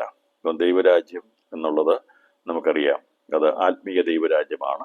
അത് നിഴലായിട്ട് നിൽക്കുന്നു. അത് അക്ഷരികമായ ദൈവരാജ്യം കർത്താവ് ലോകത്തിൽ സ്ഥാപിക്കും. പക്ഷെ അക്ഷരിക ദൈവരാജ്യം കാണുവോളം നിൽക്കുന്നല്ല പറഞ്ഞിരിക്കുന്നത്. ദൈവരാജ്യത്തിൽ ആരൊക്കെ ഉണ്ടായിരിക്കും എന്നുള്ളത് ദൈവരാജ്യത്തിൻ്റെ പ്രദർശനം ദൈവം വെളിപ്പെടുത്തുകയാണ്. അപ്പോൾ ശരിക്ക് മറുരൂപമലയിൽ ദൈവം പത്രോസിനും യാക്കോബിനും യോഹന്നാനെയും വിളിച്ചുകൊണ്ടുപോയി അവിടെ ദർശനത്തിൽ കാണിച്ചത് ദൈവരാജ്യത്തെക്കുറിച്ചുള്ള വെളിപ്പാട് അവിടെ കൊടുക്കുകയാണ് ചെയ്തത്. എന്നാൽ യോഹന്നാന് പത്മോസിൽ വെച്ച് ദൈവം കാണിച്ചു കൊടുത്തത് സഭയോടുള്ള ബന്ധത്തിൽ, അതിൻ്റെ മനുഷ്യനുള്ള ബന്ധത്തിൽ എന്തെല്ലാം സംഭവിച്ചു തീരണമെന്നുള്ളതാണ് യോഹന്നാന് ദൈവം ദർശനത്തിൽ പത്മോസിൽ വെച്ച് കൊടുത്തത്. എന്നാൽ അതിനു മുമ്പായി ദൈവരാജ്യത്തെക്കുറിച്ച്, ഇപ്പം ദൈവരാജ്യവും ദൈവസഭയും തമ്മിലുള്ള വ്യത്യാസം പലർക്കും അറിയത്തില്ല. ഇപ്പം ദൈവരാജ്യമല്ല യേശു പ്രസംഗിച്ചത്, ദൈവരാജ്യത്തിൽ ആരൊക്കെയുണ്ട്? ദൈവരാജ്യത്തിലുള്ള എല്ലാവരും ദൈവസഭയിലില്ല. എന്നാൽ ദൈവസഭയിലുള്ള എല്ലാവരും ദൈവരാജ്യത്തിലുണ്ട്. അപ്പോൾ ദൈവരാജ്യത്തിൻ്റെ അകത്താണ് ദൈവസഭയുള്ളത്. അപ്പോൾ ദൈവരാജ്യത്തിൽ ഉൾപ്പെടുന്നവരാരൊക്കെയാണ്? ദൈവസഭയിൽ ഉൾപ്പെടുന്നവരാരൊക്കെയാണ്? ഇതിന് മൊത്തമായിട്ടുള്ള ഒരു കാര്യം ദൈവം അവിടെ വെളിപ്പെടും. ദൈവരാജ്യമാണ് അവിടെ വെളിപ്പെടും, സഭയല്ല. ദൈവരാജ്യമാണ് മറുമലയിൽ ദൈവം അത് പറഞ്ഞത്. അപ്പോൾ കർത്താവിൻ്റെ വചനം പറഞ്ഞിരിക്കുന്ന കാര്യങ്ങൾ അത് വളരെ വ്യക്തവും കൃത്യമായ കാര്യങ്ങളെക്കുറിച്ചാണ് പറഞ്ഞിരിക്കുന്നത്. അത് എന്താകുന്നു എന്നുള്ളത് നമ്മൾ ഇപ്പോൾ ചിന്തിക്കുമ്പോൾ പറഞ്ഞിരിക്കുന്നത്. അങ്ങനെ ശേഷം ഈ വാക്കുകളെ പറഞ്ഞിട്ട് യേശു പറഞ്ഞു, ഇങ്ങനെ ദൈവരാജ്യം കാണുവോളം മണ്ണ് ആശ്രയിക്കുക ഇവിടെ നിൽക്കുന്നവരിൽ ഉണ്ടെന്ന് പറഞ്ഞിട്ട് പേര് പറഞ്ഞില്ല. ഈ 12 ശിഷ്യന്മാർ നിൽപ്പുണ്ട്, വേറെ ആൾക്കാർ നിൽപ്പുണ്ട്. കഥ പറഞ്ഞു, ഇവിടെ നിൽക്കുന്നവർ ചിലര് ദൈവരാജ്യം കാണുവോളും മരണം ആസ്വദിക്കുകയില്ല, അവര് മരിക്കത്തില്ല എന്ന് പറഞ്ഞു. അപ്പൊ ദൈവരാജ്യം കണ്ടിട്ടാണോ, അക്ഷരീയമാണെന്ന് കണ്ടിട്ടാണോ പത്രോസ്? അല്ല. പക്ഷേ അവരെ ദൈവം വെളിപ്പെടുത്തി കൊടുത്ത കാര്യം, ദൈവരാജ്യത്തിന്റെ പ്രദർശനം സുവിശേഷ മുഖാന്തരമായി അത് ലോകത്തിൽ അത് വെളിപ്പെടുവാനിടയായി തീർന്നു. ദൈവരാജ്യം ക്രിസ്തു മുഖാന്തരമായി ദൈവരാജ്യത്തിൽ ഉൾപ്പെട്ടിരുന്ന അബ്രഹാം ഉൾപ്പെടെയുള്ള ബദ്ധന്മാരെ വിടുവിച്ചപ്പോൾ അവർ സ്വതന്ത്രമായി തീർന്നു. അപ്പോൾ ദൈവരാജ്യം കഥ പ്രസംഗിച്ചില്ല, ദൈവരാജ്യമാണ്. ദൈവരാജ്യം കഥ പറഞ്ഞ ദൈവരാജ്യം സമീപിച്ചിരിക്കുക, അല്ലെങ്കിൽ സ്വർഗരാജ്യം സമീപിച്ചിരിക്കുക, മാനസാന്തരപ്പെട്ട് സുവിശേഷത്തെ വിശ്വസിപ്പിക്കുന്നു പറഞ്ഞു. അപ്പോൾ സുവിശേഷം കൊണ്ടാണ് ദൈവരാജ്യത്തിൽ ഉൾപ്പെടുന്നവരും അല്ലാത്തവരും രക്ഷിക്കപ്പെടുന്നത് എന്ന് പറഞ്ഞാൽ ക്രിസ്തുവിനെ കൂടാതെ ആരുമില്ല. അപ്പോൾ ഇവിടെ അബ്രഹാം ഉൾപ്പെടെയുള്ളവരെല്ലാവരും നീതിമാന്മാരായി അവര് പരിഗണിക്കപ്പെട്ടവരായിരുന്നെങ്കിലും സുവിശേഷമായിരിക്കും യേശു അവിടെ പോയി സുവിശേഷം അറിയിച്ചു, എന്നിട്ടാണ് അവർ രക്ഷപ്പെട്ടത്. അതാണ് മരിച്ചവരോട് പോയി സുവിശേഷം അറിയിച്ചു എന്ന് പറഞ്ഞത്. ഇപ്പം ദൈവരാജ്യം സമീപിച്ചിരിക്കുക, മാനസാന്തരപ്പെട്ട് സുവിശേഷത്തെ വിശ്വസിക്കുന്നു പറഞ്ഞിട്ട് കർത്താവ് പറഞ്ഞു, ഞാൻ എൻ്റെ സഭയെ പണിയും, പാതാള ഗോപുരം അതിനെ ജയിക്കുകയില്ല എന്ന് പറഞ്ഞു. ഇത് രണ്ട് വ്യത്യസ്തമായ കാഴ്ചപ്പാടിലാണ് നാം ചിന്തിക്കേണ്ടത്. അപ്പം ദൈവരാജ്യവും ദൈവസഭയും എല്ലാം ക്രിസ്തുവിനാണ് പണിയപ്പെടുന്നത്. എന്നാൽ ദൈവരാജ്യത്തിൽ വിടുതൽ പ്രാപിച്ച വിശുദ്ധന്മാർ, അവർ പഴയ നിമിത്തമുണ്ടായിരുന്ന ബദ്ധന്മാർ, സുവിശേഷ നിമിത്തമാണ് അവർ വിടുതൽ പ്രാപിച്ചത്.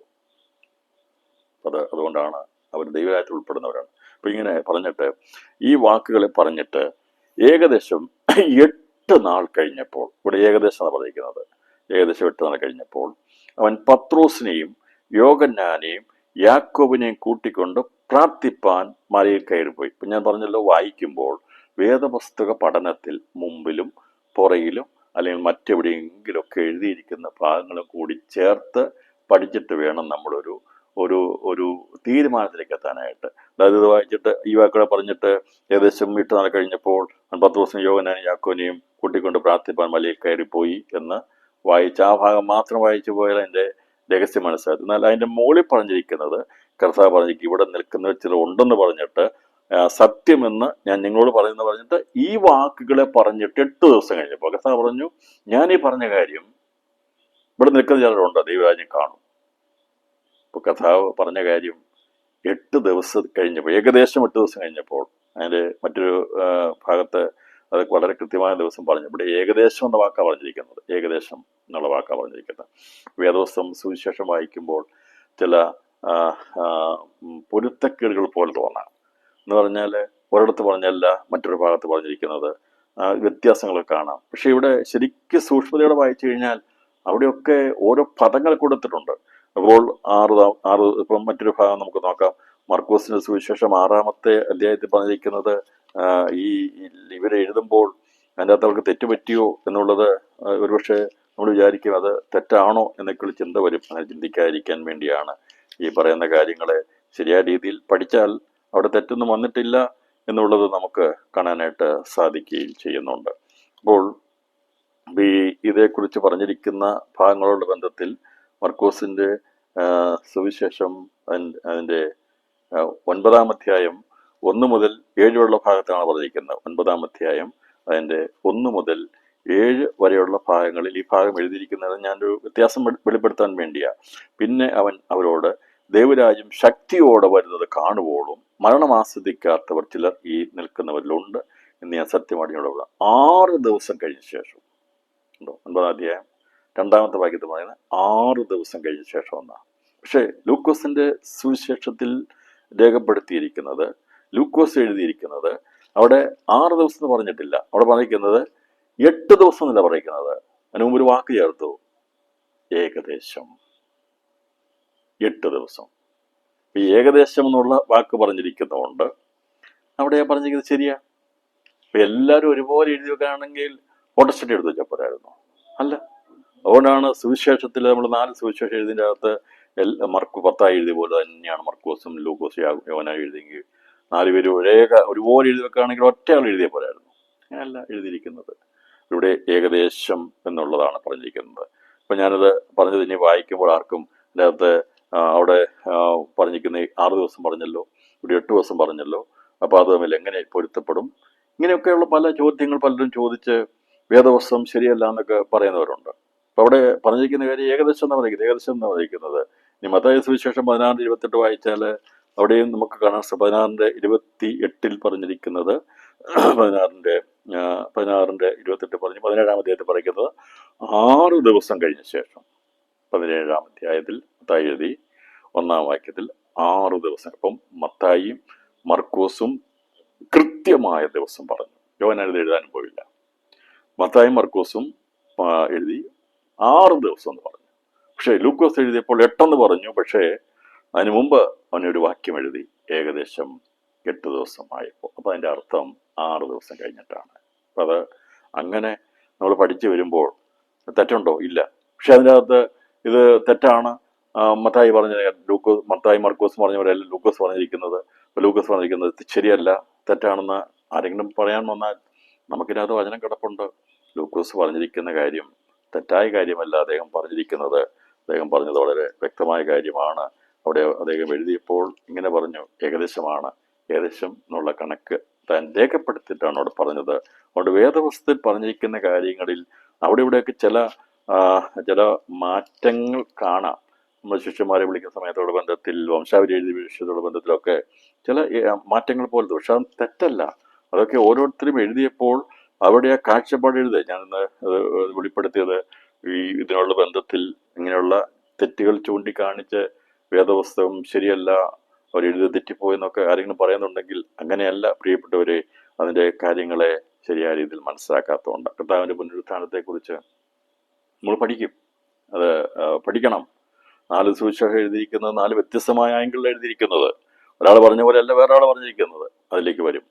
പക്ഷെ അതുകൊണ്ട് യേശുക്രിസ്തു പുനരുത്ഥാനം ശരിയല്ല, 4 പേരും 4 രീതിയിലാണ് പറഞ്ഞിരിക്കുന്നത്, അതുകൊണ്ട് അതിന് അംഗീകാര യോഗ്യമല്ല എന്ന് പഠിപ്പിക്കുന്നവരുണ്ട്. പക്ഷെ അങ്ങനെയല്ലല്ലോ. അതിന് ഓരോന്നിനും ദൈവത്തിക്ക് ഉദ്ദേശമുണ്ട്. 4 പേരെ കൊണ്ട് എഴുതിച്ചതിന് ഉദ്ദേശമുണ്ട്. 5 പേരെ എഴുതിയില്ല, 3 പേരെ എഴുതിയില്ല, അതിന് ഉദ്ദേശമുണ്ട്. എഗസ്കേൽ പ്രവചനത്തിൽ പറഞ്ഞിരിക്കുന്ന അതേക്കുറിച്ച് 4 മുഖങ്ങളുള്ള ബന്ധത്തിലാണ് 4 സുവിശേഷന്മാർ എഴുതിയിരിക്കുന്നത്. ഇവിടെ ഏകദേശം 8 നാൾ കഴിഞ്ഞപ്പോൾ അവൻ പത്രോസിനെയും യോഹന്നാനെയും യാക്കോബിനെയും കൂട്ടിക്കൊണ്ട് പ്രാർത്ഥിപ്പാൻ മലയിൽ കയറിപ്പോയി. അപ്പൊ ഇവര് മരണം കാണുകയില്ല, നിൽക്കുന്ന വെച്ചിട്ടെന്ന് പറഞ്ഞപ്പോൾ ഈ 3 പേരെ ദൈവം കണ്ടുകൊണ്ടാണ് ഈ ഒരു സ്റ്റേറ്റ്മെന്റ് ദൈവം 6 ദിവസങ്ങൾക്ക് മുമ്പ് പറഞ്ഞത്. 6 ദിവസം കഴിഞ്ഞപ്പോൾ, അതിന് സമയമായപ്പോൾ കർത്താവ് അതവിടെ വ്യക്തമാക്കുകയും ചെയ്തു. 6 ദിവസം കഴിഞ്ഞപ്പോൾ തന്നെ കർത്താവ് പറഞ്ഞ കാര്യം അവിടെ നിവൃത്തീകരിക്കുകയാണ്. അവിടെ പറയുകയാണ് 6 ദിവസം കഴിഞ്ഞപ്പോൾ യോഹന്നാൻ. അപ്പൊ അവിടെ നിന്നവരിൽ ആരെയാണ്? 3 പേര് ആരൊക്കെയാ? യാക്കോബ്, പത്രോസ്, യോഹന്നാൻ കൂട്ടിക്കൊണ്ട് പ്രാർത്ഥിപ്പാൻ മലയിൽ കയറിപ്പോയി. അവൻ പ്രാർത്ഥിക്കുമ്പോൾ മുഖത്തിന്റെ ഭാവം മാറി, കർത്താവിന്റെ ഭാവം മാറി. ഉടുപ്പ് മിന്നുന്ന വെള്ളയായും തീർന്നു. ഒരു ഉടുപ്പിട്ടിരുന്ന ഉടുപ്പ് മിന്നുന്ന വെള്ളയായി തീർന്നു. ക്രിസ്തുവിന്റെ മുഖഭാവം മാറി. 2 പുരുഷന്മാർ അവനോട് സംഭാഷിച്ചു, മോശയും ഏലിയാവും തന്നെ. സംശയമൊന്നും കൂടാതെ വളരെ വ്യക്തമായിട്ട് രേഖപ്പെടുത്തി മോശയും ഏലിയാവുമാണെന്ന്. ഇത് ലൂക്കോസ് കണ്ടതല്ല, മർക്കോസ് കണ്ടതല്ല. പക്ഷെ ഇവരെഴുതുമ്പോൾ ആ ശിഷ്യന്മാരോടുള്ള ബന്ധത്തിൽ അവര് കാര്യങ്ങളെ മനസ്സിലാക്കിയിട്ടാണ് അവര് സുവിശേഷം ചമച്ചത്. ലൂക്കോസ് അപ്പോസ്തല പ്രവൃത്തി രചിച്ചു, അതുപോലെ തന്നെ ഈ സുവിശേഷം താൻ എഴുതുവാൻ ഇടയാത്തന്നു. അപ്പോൾ എഴുതിയപ്പോൾ ഈ മറുമലയിൽ ലൂക്കോസ് പോയിരുന്നില്ല. പത്രോസ് ഉണ്ടായിരുന്നു, യാക്കോബ് ഉണ്ടായിരുന്നു, യോഹന്നാൻ ഉണ്ടായിരുന്നു. പത്രോസ് ഇത് സംബന്ധമായിട്ട് തൻ്റെ ലേഖനത്തിൽ പറഞ്ഞിട്ടുണ്ട്. ഞങ്ങൾ അവൻ്റെ മഹിമ കണ്ടെത്തൽ സാക്ഷികളാണ്, അത് തേജസ്സിന്റെ പർവ്വത്തിൽ എന്ന് പറഞ്ഞുകൊണ്ടുള്ള ഭാഗത്ത് രേഖപ്പെടുത്തിയിട്ടുണ്ട്. എന്നാൽ ഇവര് 3 സുവിശേഷകര് മത്തായി കണ്ടതല്ല, പക്ഷെ ഇറങ്ങി വന്നപ്പോൾ പറഞ്ഞ കാര്യങ്ങൾ അത് പിന്നീടാണ് പറഞ്ഞത്. അതേക്കുറിച്ച് ഇവിടെ പറഞ്ഞിട്ടുണ്ട്. എപ്പോഴാണ് പറയണമെന്ന് കഥ പറഞ്ഞത്. അവരോട് ഇറങ്ങി വന്നപ്പോൾ തന്നെ നിങ്ങൾ പബ്ലിഷ് ചെയ്തതെന്ന് പറഞ്ഞില്ല. ഇവരിറങ്ങി വന്നു, തിരിച്ചു വന്നു, ഞങ്ങൾ പ്രാർത്ഥിപ്പാൻ പോയെന്നേ പറഞ്ഞുള്ളൂ. അതുകൊണ്ടാണ് പ്രാർത്ഥിപ്പാൻ മലയിലേക്ക് കയറി എന്ന് പറഞ്ഞത്.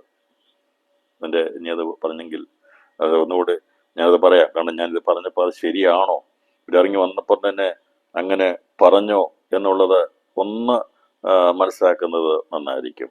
അതുകൊണ്ട് അവിടെ കർത്താവ് പറഞ്ഞത് ഈ മനുഷ്യപുത്രൻ പുനരുത്ഥാനം ഉയർത്തെഴുന്നേറ്റ ശേഷമേ നിങ്ങൾ ഈ കാര്യം മറ്റുള്ളവരോട് പറയാവുള്ളൂ എന്ന് അവരോട് പറഞ്ഞിരുന്നുവെന്ന് സുവിശേഷത്തിൽ രേഖപ്പെടുത്തിയിട്ടുണ്ട്. ഇവിടെ ഈ ഭാഗത്ത് രേഖപ്പെടുത്തിയിട്ടില്ലെങ്കിലും അതായത് സുവിശേഷത്തിൽ ഉണ്ടെന്നാണ് എൻ്റെ വിശ്വാസം. ഈ കണ്ട കാര്യത്തെക്കുറിച്ച് അതിൻ്റെ 17-9 വാക്യം. അവർ മലയിൽ നിന്ന് ഇറങ്ങുമ്പോൾ യേശു അവരോട്, മനുഷ്യപുത്രൻ മരിച്ചവരുടെ ഇടയിൽ നിന്ന് ഉയർത്തെഴുന്നേൽക്കും വരെ ഈ ദർശനം ആരോടും പറയരുത് എന്ന് കൽപ്പിച്ചു. നിങ്ങൾ പറഞ്ഞില്ല. അവരോട് പറഞ്ഞത് നിങ്ങളെ പ്രാർത്ഥിക്കാനാണ് കൊണ്ടുപോയത്. അതുകൊണ്ട് കർത്താവ് കൊണ്ട് പ്രാർത്ഥിക്കാൻ വേണ്ടിയില്ല പറഞ്ഞില്ല. ഇവിടെ 3 പേരെ കാണിക്കാൻ വേണ്ടി കൊണ്ടുപോയപ്പോൾ പ്രാർത്ഥിക്കാൻ വേണ്ടി കയറിപ്പോയി. തിരിച്ചു വന്നപ്പോൾ എന്താണെന്ന് ചോദിച്ചു. ഒരു 3 പേരും ആ രഹസ്യം വെളിപ്പെടുത്തിയില്ല. എൻ്റെ പ്രിയപ്പെട്ടവരെ, രഹസ്യമായിട്ട് തന്നെ ഇരിക്കണം. കർത്താവ് കൽപ്പിച്ച കാര്യം. ഞാൻ ചോദിക്കട്ടെ, പത്രോസിന്റെ സഹോദരനല്ലേ അന്ത്രയോസ്? അന്ത്രയോസ് വന്ന് ചോദിക്കുക, പത്രോസെ, നിങ്ങൾ 3 പേര് പോയിട്ട് ഇത്രയും അവിടെ സമയം ഇരുന്നല്ലോ, എന്താ അവിടെ നടന്ന സംഭവം എന്ന് ചോദിച്ചാൽ പത്രോസ് പറയാൻ പറ്റത്തില്ല. പത്രോസ് പറഞ്ഞില്ല. പത്രോസ് പറഞ്ഞില്ല. എപ്പോഴാണ് പറഞ്ഞതെന്നറിയാമോ? കർത്താവ് ഇപ്പോഴൊന്നും പറയരുത്, രഹസ്യമായിട്ട് വെക്കേണ്ട കാര്യം രഹസ്യമായിട്ട് വെക്കണം, പരസ്യപ്പെടുത്തേണ്ട സമയത്ത് നീ പറഞ്ഞോണം. അങ്ങനെ പറഞ്ഞു കൊടുത്തപ്പോൾ കേട്ടെഴുതുകയാണ്. അത് പറഞ്ഞാൽ കർത്താവ് പുനരുത്ഥാനം പ്രാപിച്ചു പോയ ശേഷമാണ് ഇങ്ങനെയുള്ള കാര്യങ്ങളൊക്കെ അവർ വെളിപ്പെടുത്തിയത്. അപ്പോൾ അത് കേട്ടു ഈ എഴുത്തുകാരായിരിക്കുന്ന ലൂക്കോസും മർക്കോസും ഒക്കെ കേട്ടു. അതുകൊണ്ടാണ് അവരപ്പോൾ തന്നെ ആ പോയിന്റുകൾ നോട്ട് ചെയ്ത് വെച്ചു. അവരെ പരിശ്രമാവത് വേണ്ടി ഉപയോഗിച്ചു. ഞാനിവിടെ പറഞ്ഞത്, ഇവർ 3 പേര് പോയിട്ട് ഇതിനകത്ത് ഉൾപ്പെടാത്ത മത്തായിയും അതിനകത്ത് ഉൾപ്പെടാത്ത മർക്കോസും ഉൾപ്പെടാത്ത ലൂക്കോസും എല്ലാം എഴുതിയത് എന്തുകൊണ്ട് ഇത് കണ്ട പത്രോസ് അതേക്കുറിച്ചൊരു സുവിശേഷത്തിൽ അത് എഴുതിയില്ല? അല്ലെങ്കിൽ യോഹന്നാൻ യോഹന്നാനെ കൂടെ എഴുതിച്ചില്ലല്ലോ. യോഹന്നാനെ കൂടെ എഴുതിച്ചില്ല. ലൂക്കോസിനെ കൊണ്ടും മത്തായിയെ കൊണ്ടും മർക്കോസിനെ കൊണ്ടും എഴുതിച്ചത്. ഞാൻ പറഞ്ഞത് ഇതിൻ്റെയൊക്കെ പിമ്പിൽ പ്രവർത്തിക്കുന്നത് സ്വർഗത്തിൻ്റെ കരങ്ങളാണ്, സ്വർഗീയ ആലോചനയാണ് പ്രിയപ്പെട്ടവരെ. അതുകൊണ്ട് ആ മർമ്മങ്ങൾ മനസ്സിലാകണമെങ്കിൽ നമുക്കും സ്വർഗീയമായൊരു ആത്മാവിൻ്റെ ഒരു ജ്ഞാനമുണ്ടെങ്കിൽ മാത്രമേ ഇത്തരം കാര്യങ്ങളെക്കുറിച്ചുള്ള ഗഹനമായ ചിന്താഗതി ഉണ്ടാകുള്ളൂ. അല്ലെങ്കിൽ എന്നും സംശയങ്ങളൊക്കെ ആയിരിക്കും, ഇത് മനസ്സിലാക്കാൻ സാധിക്കത്തില്ല. പക്ഷെ എന്നാൽ ദൈവത്തിൻ്റെ കൃപയാൽ ദൈവത്തിൻ്റെ പരിശുദ്ധാത്മ നമ്മെ പഠിപ്പിക്കുമ്പോൾ എന്തുകൊണ്ട് എന്നുള്ള ചോദ്യത്തെല്ലാം ഉത്തരമുണ്ട്. വൈ, അല്ലെങ്കിൽ എന്തുകൊണ്ടാണ് അങ്ങനെ എന്നുള്ള ചോദ്യം എപ്പോഴും നല്ലതാണ്. നാം പഠിക്കുമ്പോൾ അങ്ങനെ ചോദ്യം ഉണ്ടായിരിക്കണം. ആ ചോദ്യങ്ങൾ ചോദ്യമായി കിടക്കാനല്ല ദൈവം ആഗ്രഹിക്കുന്നത്. ആര് ചോദിച്ചിട്ടുണ്ടോ ദൈവം ഉത്തരം കൊടുത്തിട്ടുണ്ട്. വചനമായിട്ടിരുന്നിട്ട് മനസ്സിലാകുന്നില്ല, അല്ലെങ്കിൽ എന്തുകൊണ്ടാണെന്നുള്ള ചോദ്യമായിട്ട് ആരെങ്കിലും ഉണ്ടെങ്കിൽ, പ്രിയപ്പെട്ടവരെ, നമുക്ക് ആത്മാർത്ഥമായ ഒരു ആഗ്രഹം അതിനോടുണ്ടെങ്കിൽ ദൈവം അവർക്ക് വെളിപ്പെടുത്തി കൊടുക്കും. ഒന്നെങ്കിൽ അവർക്ക് ദൈവം വെളിപ്പെടുത്തി കൊടുക്കും, അല്ലെങ്കിൽ ആരിലൂടെയെങ്കിലും ആ വചനം അവർക്ക് വെളിപ്പെടുത്തി കൊടുക്കുക എന്നുള്ള സ്വർഗത്തിൻ്റെ ദൗത്യം, പരിശുദ്ധാത്മാവിൻ്റെ ദൗത്യമാണ് അത് ചെയ്തിരിക്കും. അതുകൊണ്ട് ഇവര് ഈ പറഞ്ഞിരിക്കുന്ന കാര്യം ഇറങ്ങി വന്നപ്പോൾ ഒരു മിണ്ടിയില്ല. ഞാൻ പറഞ്ഞാൽ ഇവിടെ ഈ ഭാഗത്ത് എഴുതിയിട്ടില്ല, നമ്മൾ വായിക്കുന്ന ലൂക്കോസിന്റെ സുവിശേഷത്തിൽ പറഞ്ഞിട്ടില്ല. എന്നാൽ മത്തായിയും മർക്കോസും എഴുതിയിട്ടുണ്ടെന്നാണ് എൻ്റെ ധാരണ. അപ്പം മത്തായി അതേക്കുറിച്ച് പറഞ്ഞിരിക്കുന്ന ഭാഗം നമ്മൾ പഠിച്ചുള്ളൂ. ഞാൻ ഇതേക്കുറിച്ചുള്ള ടീച്ചിങ് അല്ല വരുന്നത്. പക്ഷേ ഇവിടെ എങ്ങനെയാണ് മോശയും ഏലിയാവും അവർ വന്നത് എന്നുള്ളതിനെ കുറിച്ച്. എങ്ങനെയാണ് വന്നത്? മരണാനന്തരമാണ് അവർ വന്നത്, മരിച്ച ശേഷമാണ് വന്നത്. മരിച്ച ശേഷമാണ് അവർ തേജസ് വന്നത്. അപ്പോൾ ഇവിടെ ഏലിയാവ് എന്ന് പറയുമ്പോൾ ഏലിയാവ് മരിച്ചില്ലല്ലോ, ഏലിയാവ് എടുക്കപ്പെടുകയല്ലേ ചെയ്തത്. പിന്നെ എങ്ങനെയാ മരണാനന്തരം അവർ വന്നെന്ന് പറഞ്ഞത്? മോശ ഏതെങ്കിലും മരിച്ചെന്നുള്ളത് അറിയാം, മോശയെ അടയ്ക്കുന്ന എല്ലാവർക്കും അറിയാം. അവന്റെ ശരീരം ആദ്യം കാണാതെ അടക്കാൻ്റെ കാരണം ഇത് തന്നെയാണ്. എന്തുകൊണ്ടാണ് കാരണം? ഇവനെ ഉടലോടെ അവിടെ നിന്ന് പൊക്കണം, ഇവനെ തേജസ്സിൽ കൊണ്ടുവരണം. അന്ന് അവൻ ആഗ്രഹിച്ചതാ, കാലൊന്ന് ചവിട്ടിക്കോട്ടെ എന്ന് ചോദിച്ചതാ. എവിടെയാ? കനാൻ. ഞാനൊന്ന് കണ്ടോട്ടെ എന്ന് വെച്ചാൽ പറഞ്ഞു, നിന്റെ കണ്ണടയും ഭൗമികമായിരിക്കുന്ന ശരീരം, തന്നിരിക്കുന്ന ശരീരം കൊണ്ട് നിന്റെ കാൽ ചവിട്ടുവാൻ ഞാൻ സമ്മതിക്കത്തില്ല, നീ അവിവേകം കാണിച്ചു. അവനോട് പറഞ്ഞ് കയറത്തില്ല എന്ന് പറഞ്ഞു. പക്ഷെ എന്നാൽ ദൈവത്തിൻ്റെ പദ്ധതി പ്രകാരം മോശ തേജസ്സിൽ പ്രത്യക്ഷപ്പെട്ടു. തേജസ്സിൽ മോശ പ്രത്യക്ഷപ്പെട്ടത് മരിച്ചതിന് ശേഷമാണെന്നുള്ളതിന് തെളിവ് നിരത്തേണ്ട ആവശ്യമില്ല. എന്നാൽ ഈ ഏലിയാവ്, ഉടലോടെ എടുക്കപ്പെട്ട ഏലിയാവിനെ അവിടുന്ന് സ്വർഗത്തിൽ നിന്ന് കർത്താവ് കൊണ്ടുവരികയല്ല ചെയ്തത്. അവിടെ നിന്ന് കൊണ്ടുവരേണ്ട ആവശ്യമില്ല. ഇവരെന്താണ് പറഞ്ഞത് എന്നുള്ളതാണ് നമ്മൾ ചിന്തിക്കുന്നത്. എന്താണ് ഇവർ പറഞ്ഞത്, എന്താണ് ഇവർ സംഭാഷിച്ചത് എന്നുള്ളത് വളരെ നമുക്കിവിടെ രേഖപ്പെടുത്തും. അപ്പോൾ ഏലിയാവിനെ സ്വർഗത്തിലേക്ക് കൊണ്ടുപോയിട്ട് ആ ഏലിയാവ് അല്ല തിരിച്ചു വന്നത്, ആ ഏലിയാവിനെ തിരിച്ചല്ല കൊണ്ടുവന്നില്ല. എന്നാൽ ഏലിയാവ് വരുമെന്ന് ചോദിച്ചാൽ ഏലിയാവ് വരുമെന്നും പറഞ്ഞു. മലാഖിയുടെ പ്രവചനം അങ്ങനെയാണ് പറഞ്ഞിരിക്കുന്നത്. ഏലിയാവ് അവൻ വന്ന് അപ്പന്മാരുടെ മക്കളുടെ അപ്പന്മാരോട് നിരപ്പിക്കും എന്നുള്ള ആ ദൂത് യോഹന്നാൻ സ്നാപകനിലാണ് ഇന്ന് വൃത്തിരിക്കപ്പെട്ടത്. അതുകൊണ്ടാണ് ഞാൻ പറഞ്ഞത്, ഇപ്പൊ ഏലിയാവിന് പകരമായി ഏലിയാവിന്റെ പൊരുളായിട്ട് വന്ന യോഹന്നാൻ സ്നാപകൻ ആണ് മരണാനന്തരം തേജസ്സിൽ മോശയോട് കൂടെ പ്രത്യക്ഷപ്പെട്ടത്. ഒരു മനുഷ്യന് ഒരൊറ്റ പ്രാവശ്യമേ ജനനമുള്ളൂ. 2 പ്രാവശ്യം ഒരു മനുഷ്യൻ ജനിക്കത്തില്ല. ഞാൻ വീണ്ടും ജനനത്തെക്കുറിച്ചല്ല പറഞ്ഞത്. ഒരു മനുഷ്യൻ അമ്മയുടെ ഉദരത്തിലൂടെ ഒരൊറ്റ പ്രാവശ്യമേ ജനിക്കുകയുള്ളൂ. അല്ലാതെ പുനർജനനം എന്നുള്ളത് വേദപുസ്തകത്തിൻ്റെ പഠനമല്ല. ഒരിക്കലും ഒരു വ്യക്തി 2 പ്രാവശ്യം ജനിക്കത്തില്ല, 2 പ്രാവശ്യം ജനിക്കത്തില്ല. ഒരൊറ്റ മനുഷ്യൻ ഒരു പ്രാവശ്യമേ ജനിക്കുള്ളൂ. അല്ലെങ്കിൽ കുഴപ്പം എന്താണെന്ന് ചോദിച്ചാൽ, ഇപ്പം ഞാൻ ജനിച്ചു, ഞാൻ വീണ്ടും മറ്റൊരുവനായിട്ട് ജനിച്ചു കഴിഞ്ഞാൽ ദൈവം ആരെ ന്യായം വിധിക്കും? അവനവൻ ശരീരത്തിരിക്കുന്നത് ചെയ്തതിനനുസരിച്ചാണ് ദൈവം ന്യായം വിധിക്കുന്നത്. അപ്പോൾ എൻ്റെ ആത്മാവ് മറ്റൊരു ശരീരത്തിൽ വന്നു കഴിഞ്ഞാൽ, ഞാൻ ഇവിടെ മരിച്ചു പോയ ശേഷമായി വേറൊരു മനുഷ്യൻ്റെ ശരീരത്തിൽ വന്നു കഴിഞ്ഞാൽ 2 പ്രാവശ്യം, 2ാമത്തെ പ്രാവശ്യം വന്നു കഴിഞ്ഞാൽ ദൈവം ആരെ ന്യായം വിധിക്കും? ശരീരത്തിരിക്കുന്നത് ചെയ്തത് അനുസരിച്ചല്ലേ. അപ്പോൾ അതുകൊണ്ടാണ് പറഞ്ഞത് ഒരൊറ്റ പ്രാവശ്യമേ ജനിക്കുകയുള്ളൂ. അത് വചനപരമായിട്ടുള്ള സത്യമാണ്. അതിനെ ഖണ്ഡിക്കാൻ ആർക്കും കഴിയത്തില്ല. അതല്ലെങ്കിൽ നമ്മൾ വേറെ രീതിയിലൊക്കെ പഠിപ്പിച്ചാൽ ഈ ഏലിയാവ് 2ാമത് ജനിച്ചതാണ് യോഹന്നാൻ സ്നാപകൻ എന്ന് പഠിപ്പിക്കേണ്ടി വന്നാൽ അത് എത്ര വലിയ ഗതികേടായിരിക്കും എന്നുള്ളത് മാത്രമേ ഞാൻ പറയുന്നുള്ളൂ. അതുകൊണ്ട് വേദപുസ്തകത്തിൻ്റെ അടിസ്ഥാന ടീച്ചിങ്ങുകളെ ഒരിക്കലും അത് അതിനെ ഖണ്ഡിച്ചു കളയുന്നാകരുത് നമ്മുടെ തിയോളജി. നമ്മൾ ദൈവവചനത്തിൻ്റെ സത്യത്തിന് വേണ്ടി അതിൽ രേഖപ്പെടുത്തിയിരിക്കുന്ന കാര്യങ്ങൾ വെളിപ്പെടുത്താനാണ് നമുക്ക് ദൈവം തന്നിരിക്കുന്ന കൃപ. അതല്ലാതെ വേദപുസ്തകം പഠിപ്പിച്ചിരിക്കുന്ന നിലനിന്നിരിക്കുന്ന സത്യവചനത്തിന് വിരുദ്ധമായി പഠിപ്പിക്കാനല്ല. അപ്പം ഒരൊറ്റ പ്രാവശ്യമേ ഒരു മനുഷ്യൻ ജനിക്കുകയുള്ളൂ. എന്നാൽ ഒന്നിലധികം പ്രാവശ്യം മരിക്കാം. മരിച്ചില്ലേ? മരിച്ചു. ലാസർ ജീവിച്ചു, ലാസർ മരിച്ചു, ലാസർ വീണ്ടും ജീവിച്ചു. അവൻ തേജസ്സിലല്ല ജീവിച്ചത്, അവൻ തേജസ്സോടുകൂടിയല്ല ജീവിച്ചു, പുനരുത്ഥാന ശരീരത്തോടെയല്ല ജീവിച്ചത്. അവൻ ഉയർത്തു. ശരീരം ഏതായിരുന്നു ആ ശരീരത്തിൽ തന്നെ അവൻ വന്നത്. മനസ്സിലായല്ലോ? അപ്പം ഏലിയാവ് അല്ലെങ്കിൽ ആരെല്ലാം മരിച്ചു ഉയർപ്പിച്ചിട്ടുണ്ടോ അവരൊക്കെ ആ ശരീരത്തോടെയാണ് വന്നത്. അവരേത് ശരീരത്തിൽ നിന്നാണ് വിട്ടുപോയത് ആ ശരീരത്തോടെയാണ് വന്നത്, അല്ലാതെ മറ്റൊരാളുടെ ശരീരത്തിലൂടെ അല്ല വന്നത്. അതുകൊണ്ട് ഒരു മനുഷ്യരുടെ ആത്മാവ് മറ്റൊരാളുടെ ആത്മാവിലേക്ക് വ്യാപരിക്കത്തില്ല. ചിലരൊക്കെ ഇങ്ങനെ ആത്മാവിനെ ട്രാൻസ്ഫർ ചെയ്യുന്നവരൊക്കെ ഉണ്ട്. അതൊക്കെ പൈശാചികമാകട്ടോ. മറ്റൊരാളുടെ ദേഹത്ത് വരുന്ന ഭൂതമൊന്നും നീ എടുത്ത് നിന്റെ ദേഹത്ത് വെക്കണ്ട, അത് അവിടെ ഇരുന്നോട്ട്. ചിലർ എങ്ങനെ വന്നിട്ട് അങ്ങനെ ശാസിക്കാന്നൊക്കെ വിചാരിക്കുന്നത്. ഒരാളുടെ ഭൂതത്തെയും ഒരാളുടെ രോഗത്തെയും ശാപത്തെയും ഒന്നും നീ എടുത്ത ശരീരത്തിൽ നമ്മളാരും എടുത്ത് വെക്കണ്ട, അത് നമ്മളെടുക്കാൻ പോകണ്ട. അത് ഓരോരുത്തരുള്ള ദൈവം പറഞ്ഞതിനെ ശാസ്ത്രം, അല്ലാതെ അവരിലുള്ള ഭൂതത്തെയും രോഗത്തെയും എല്ലാം നീ വഹിക്കാൻ പോകണ്ട. നീ എന്നാൽ ഭയങ്കര സ്നേഹം കൂടി എന്നാൽ അവരുടെ രോഗം മുഴുവൻ അങ്ങ് എടുത്തേക്കാം. എൻ്റെ പൊന്നു പ്രിയപ്പെട്ടവരെ, ഇന്ന് രാത്രി ഞാൻ സംസാരിക്കുന്നത് ആരുടെയും രോഗത്തെ നീ എടുക്കാൻ പോകരുത്, ആരുടെ ശാപത്തെ നീ വഹിക്കാൻ പോകരുത്, ആരുടെയും ഭൂതങ്ങളെ നീ വഹിക്കാൻ പോകരുത്. അതൊക്കെ അവനവനുള്ളതാണ്, ദൈവമായിട്ട് തീരട്ടെ. ഞാൻ മറ്റൊരാളുടെ രോഗമെല്ലാം വഹിച്ചിട്ട് അവരെ റിലീസ് ചെയ്ത് കർത്താവേ, ഈ പറയുന്ന പുള്ളിയുടെ രോഗമെല്ലാം എൻ്റെ ശരീരത്തിൽ വന്നു, അവനെ റിലീസ് ചെയ്യാനൊന്നും ആരും പറയരുത്. അങ്ങനെ പഠിപ്പിക്കരുത്. ഇനി മക്കളോടങ്ങ് സ്നേഹം കൂടി കർത്താവേ അവനെ അങ്ങ് റിലീസ് ചെയ്യുക, എനിക്ക് ആ രോഗം ഇങ്ങന്നേക്ക്. നോ, ചെയ്യാൻ പാടില്ല. അങ്ങനെ ആർക്കും ഇടയിൽ നിൽക്കേണ്ട ആവശ്യമില്ല. നമ്മളിവിടെ നിന്ന് പ്രാർത്ഥിക്കുക ചെയ്യേണ്ടത്. ഇപ്പം ഞാൻ പറഞ്ഞു വന്നതിൻ്റെ സാരം മനസ്സിലായി വിചാരിക്കുന്നു. നാം ഓരോരുത്തരും അക്കൗണ്ടബിലിറ്റി കൊടുക്കണം. നമ്മുടെ ശരീരത്തിൽ നാം ഇരുന്ന് ചെയ്യുന്ന കാര്യങ്ങൾക്ക് നാം അതിന് കൊടുക്കണം. ഇപ്പം മോശയും ഏലിയാവെന്നുള്ള വിഷയത്തിൽ മോശയെക്കുറിച്ച് സംശയമില്ല.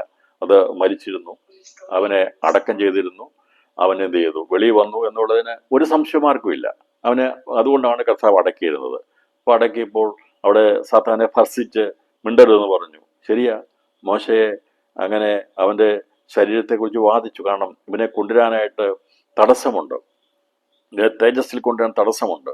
പാവം മാറിയിട്ടില്ല. കാരണം പാവം മാറാത്തത് കൊണ്ട് അവനെ മറുമലയിൽ കൊണ്ടുവരാൻ വേണ്ടിയുള്ള ദൈവിക ദൗത്യമാണ് അവിടെ ചെയ്തത്. കാരണം ഇവനെ സ്വർഗത്തിലേക്കല്ല കൊണ്ടുപോയത്, മറുമലയിലെത്തിക്കാൻ വേണ്ടി.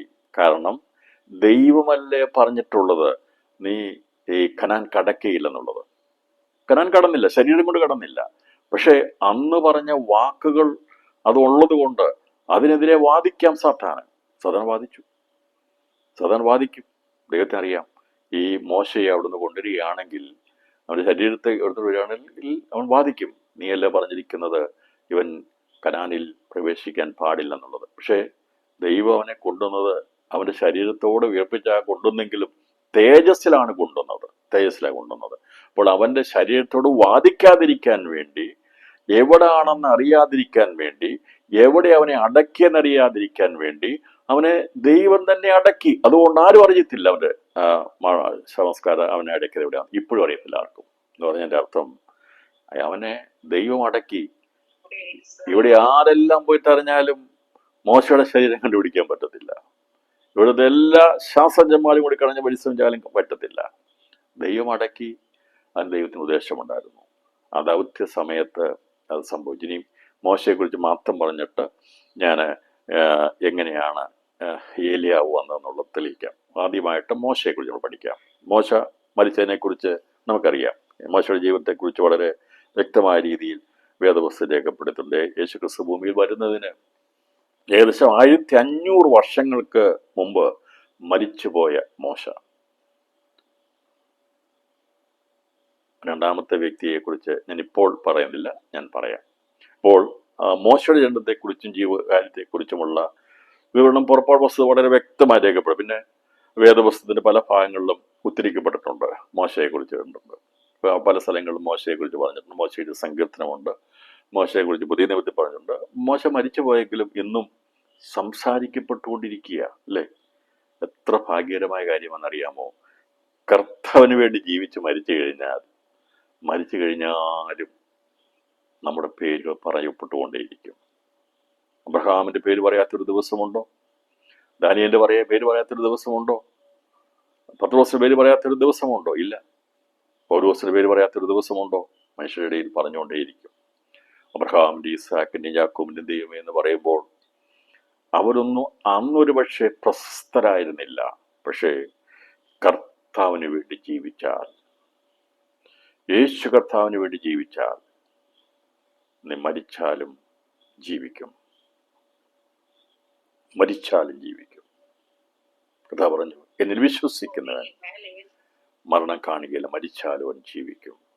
അത് നമ്മള് ഇവിടുന്ന് മാറ്റപ്പെട്ടാലും തലമുറകൾ നിന്റെ പേര് പറഞ്ഞുകൊണ്ടേയിരിക്കും. എൻ്റെ അമ്മ, എൻ്റെ അപ്പൻ, എൻ്റെ വല്യപ്പൻ, എന്ന് പറഞ്ഞുകൊണ്ട്, അല്ലെങ്കിൽ നീ എഴുതിയ ഒരു പാട്ടാകട്ടെ, എന്തെങ്കിലും ആകട്ടെ, അല്ലെങ്കിൽ ഒരു സാക്ഷ്യമായിട്ട് ഒരാളെ രക്ഷിച്ചതാകട്ടെ, അതെല്ലാം അത് ഇവിടെ രേഖപ്പെടുത്തിയിട്ടുണ്ടായിരിക്കും. ഞാൻ പറഞ്ഞത്, ഈ ഇദ്ദേഹത്തെ കുറിച്ച് പറയുമ്പോൾ അവൻ ഒതുങ്ങിപ്പോയില്ല.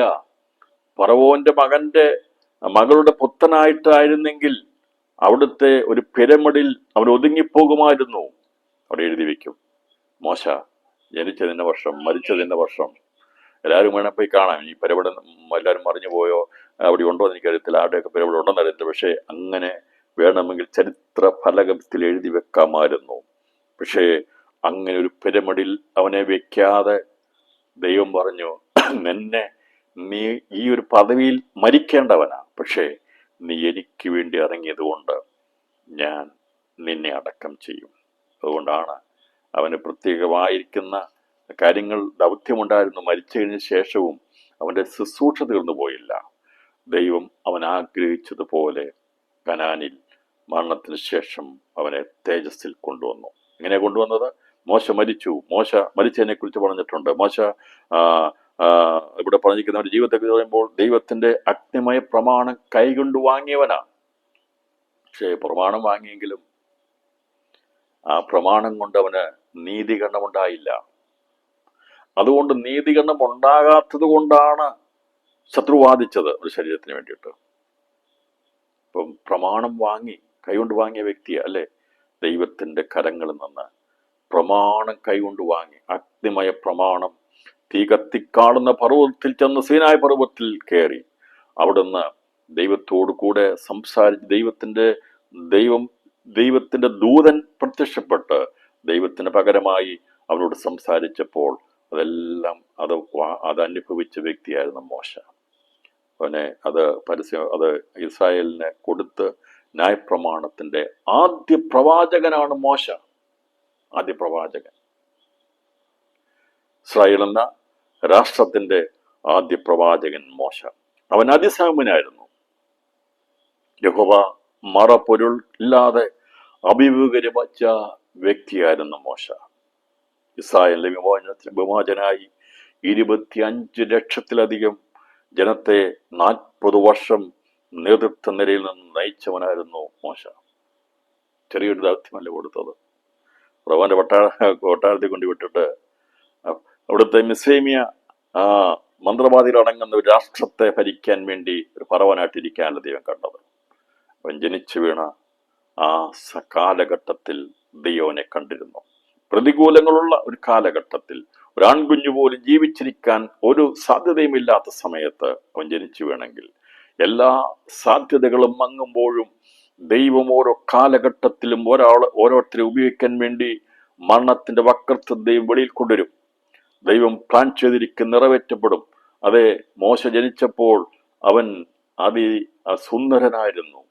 അതുകൊണ്ട് അവന്റെ മുഖത്തോട്ട് നോക്കിയപ്പം ഈ അപ്പനമ്മമാർക്ക് അവനെ എടുത്തു കളയാൻ കഴിഞ്ഞില്ല. അത്രമാത്രം ദിവ്യസുന്ദരനായിരുന്നു. ഡിവൈൻ പേഴ്സണാലിറ്റി ഉണ്ടായിരുന്നു. അല്ലെങ്കിൽ ഞാൻ ചോദിക്കട്ടെ, വീക്കനായിരിക്കുന്ന ഒരു മോശയായിരുന്നെങ്കിൽ, ഒരു ഡിവിനിറ്റി അവനില്ലായിരുന്നെങ്കിൽ ഇവര് എപ്പോഴേ കൊച്ചിനെ എടുത്ത് വെളിക്കളയുമായിരുന്നു അറിയാമായിരുന്നു. ഞാൻ പറഞ്ഞല്ലോ, പ്രസവിച്ച കുഞ്ഞുങ്ങളെ കളയാൻ ബുദ്ധിമുട്ടുണ്ട്. പക്ഷേ ഒരു അംഗവൈകല്യം ഭാവിച്ച അല്ലെങ്കിൽ ഒരു ജീവിക്കോ എന്നുള്ളൊരു കുഞ്ഞായിരുന്നു എങ്കിൽ ഈ അവൻ്റെ മാതാപിതാക്കൾ അവനെ വളർത്താൻ താല്പര്യപ്പെടത്തില്ലായിരുന്നു. ഈ നിയമത്തിന്റെ മറവിൽ വേണമെങ്കിൽ അവർക്ക് നൈൽ നദിയിൽ എറിഞ്ഞു കളയാമായിരുന്നു. ഏകദേശം 6630 കിലോമീറ്റർ നീളമുള്ള, അങ്ങനെ മൈലാണ് കിലോമീറ്റർ, ലോകത്തിലെ ഏറ്റവും നീളം കൂടിയ നദിയാണ് നൈൽ നദി. ഇപ്പൊ നൈൽ നദി വലിച്ചെറിഞ്ഞപ്പോൾ ഞാൻ വിചാരിക്കുന്നത്, ആ നൈൽ നദി പോയ എല്ലാ സ്ഥലങ്ങളിലൂടെയും അന്ന് കുഞ്ഞുങ്ങളുടെ ശവശരീരങ്ങൾ ഒഴുകിയിരുന്നു. പ്രിയപ്പെട്ടവരെ, അന്ന് അതുപോലൊരു കുഞ്ഞായി അവനും ജഡമായി മരിച്ച് അതിലൂടെ ഒഴുകേണ്ടവനായിരുന്നു. ദൈവം അവനെ വെള്ളത്തിൽ നിന്ന് വലിച്ചെടുപ്പിച്ചു. അവനെ മോശ എന്ന് പേരിട്ടു. ആ മോശ അവൻ വളർന്നു വന്നപ്പോൾ 40 വർഷം നേതൃത്വ നിരയിൽ നിന്ന് ഇസ്രായേൽ ജനത്തെ അവരുടെ പ്രതിസന്ധികളിൽ, അവരുടെ പ്രശ്നങ്ങളിൽ നേരിട്ടിടപെട്ടു. അവനെ കല്ലെറിയണമെന്നൊക്കെ പലരും വിചാരിച്ചു. നേതൃത്വ നിരയിൽ വരുന്നവർക്കൊക്കെ ഇത് കിട്ടും, കല്ലേറൊക്കെ കിട്ടും അല്ലേ? എന്തെങ്കിലും കുഴപ്പം വന്നാൽ നേതൃത്വത്തിലിരിക്കുന്നവർക്കാണ് പ്രശ്നം. എല്ലാം അനുകൂലമാണെങ്കിൽ ഒരു കുഴപ്പമില്ല. ചില ഉത്തരവാദിത്തമൊക്കെ ഏറ്റെടുക്കുമ്പോൾ അങ്ങനെയാണ്. നമ്മളങ്ങ് ഏറ്റെടുത്തോണം. നന്മയൊക്കെ ഉണ്ട് എല്ലാവർക്കും കൊടുത്തേക്കണം. നീ പിടിച്ചു വെക്കാൻ പോകരുത്. ക്രെഡിറ്റ് എല്ലാവർക്കും കൊടുത്തേക്കണം. എവിടെയെങ്കിലും പാളിച്ച വന്നാൽ അത് മറ്റാർക്കും കൊടുക്കരുത്. സ്വയമായിട്ട് ഏറ്റെടുക്കണം. യഥാർത്ഥമായ നേതൃത്വം അതാ, ലീഡർഷിപ്പ് അതാ. എന്നോട് ഞാൻ പറയാം, ശരിയായ ലീഡർഷിപ്പ് എന്ന് പറഞ്ഞാൽ നമ്മുടെ ജീവിതത്തിൽ നന്മ കാണും. നമ്മൾ ഒരുമിച്ച് പ്രവർത്തിക്കുമ്പോൾ നന്മ കാണും. ഇതെല്ലാവർക്കും ഷെയർ ചെയ്യണം. ഇതെല്ലാവരുടെയും ഇതാണ്. എന്നാൽ എന്തെങ്കിലും പാളിച്ചകൾ വന്നാൽ, ന്യൂനതകൾ വന്നാൽ അത് മറ്റാരിലേക്ക് നീ കൊടുക്കരുത്. അത് സ്വയമായിട്ട് ഏറ്റെടുക്കണം. ഇതാണ് യഥാർത്ഥമായ ലീഡർഷിപ്പ്. അപ്പം അങ്ങനെ മോശ അത് മുഴുവൻ ഏറ്റെടുത്തു.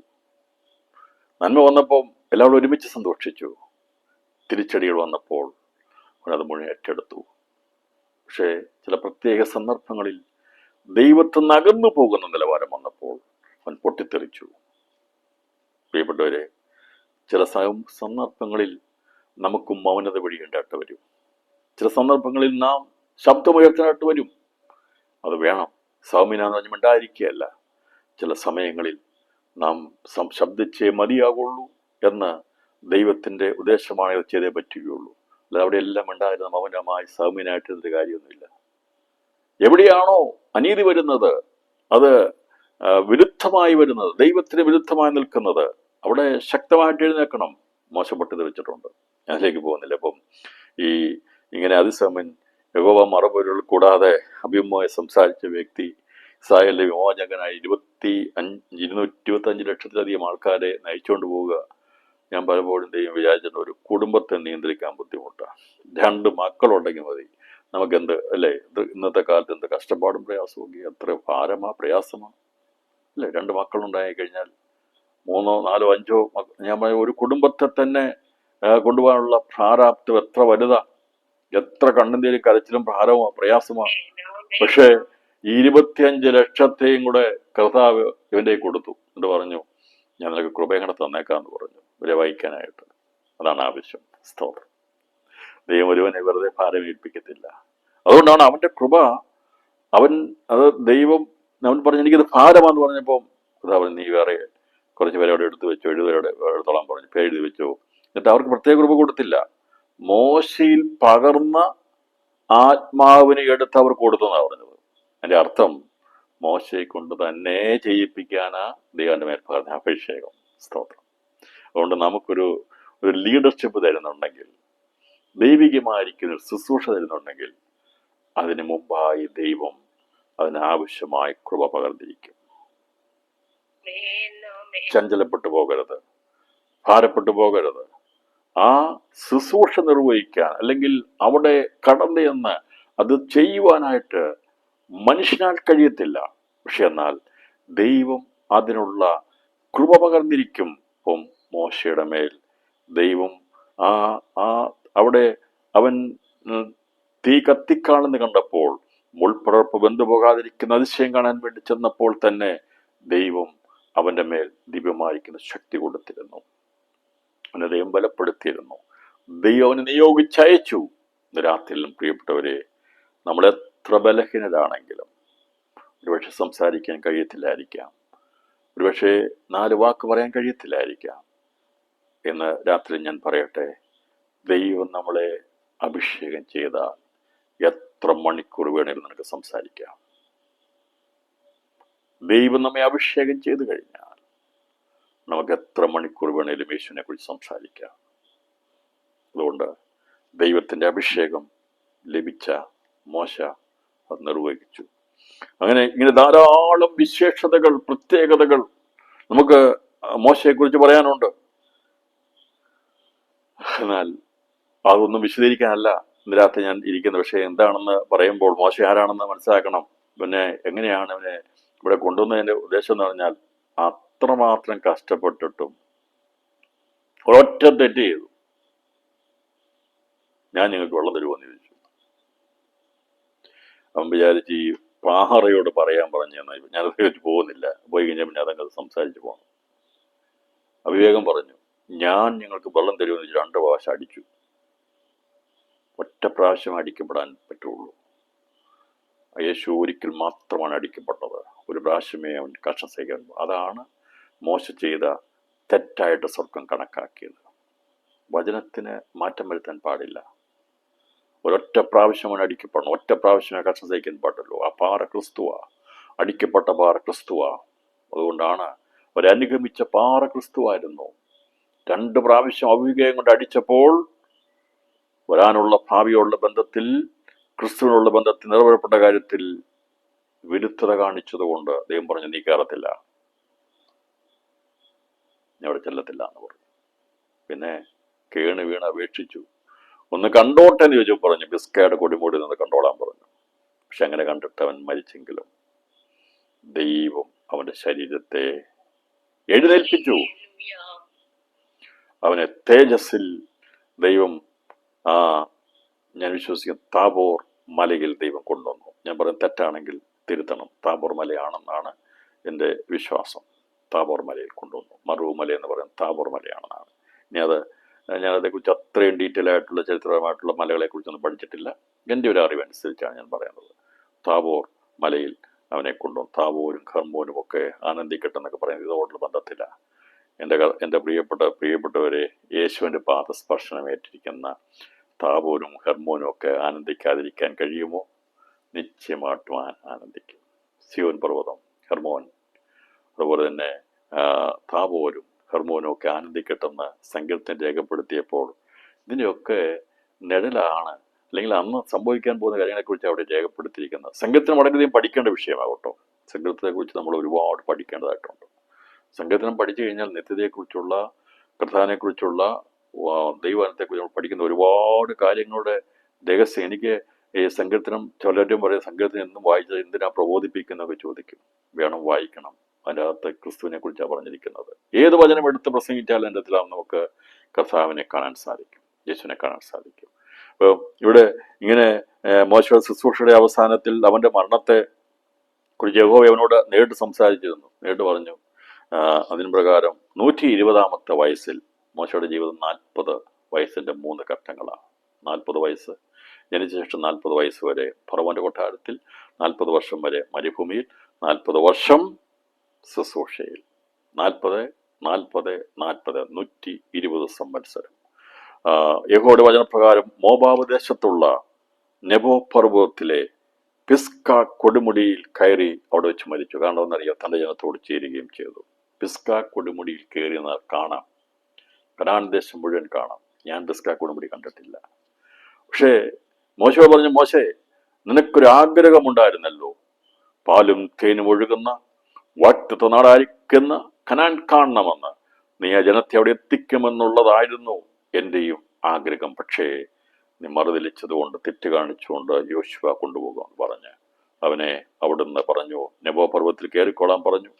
അവിടെ അവൻ കയറി പിസ്ക കൊടുമുടിയിൽ കയറി അവിടെ വെച്ച് മരിച്ചു തന്റെ ജനത്തോട് ചേർന്നു. എന്റെ അർത്ഥം അബ്രഹാമിന്റെ മടിയിലേക്ക് അവൻ എടുക്കപ്പെട്ടു എന്നുള്ളതാണ്. ദൂതന്മാർ അപ്പോൾ തന്നെ ഈ പിസ്ക കൊടുമുടിയുടെ മുകളിൽ വെച്ച് അഗരോന്റെ സാന്നിധ്യമുണ്ട്. അഗരോൻ അവിടെ നിൽക്കുന്നു. രണ്ടുപേരുടെ കയറിയത് അവിടെ വെച്ച് ഈ പറയുന്ന അനുജൻ മരിക്കുകയാണ്. അനുജൻ ആയിരുന്നെങ്കിലും അവന്റെ വാസ്തവത്തിൽ മോശയുടെ നാവായിരുന്നു. മോശ അഗരോന്റെ ദൈവമായിരുന്നു.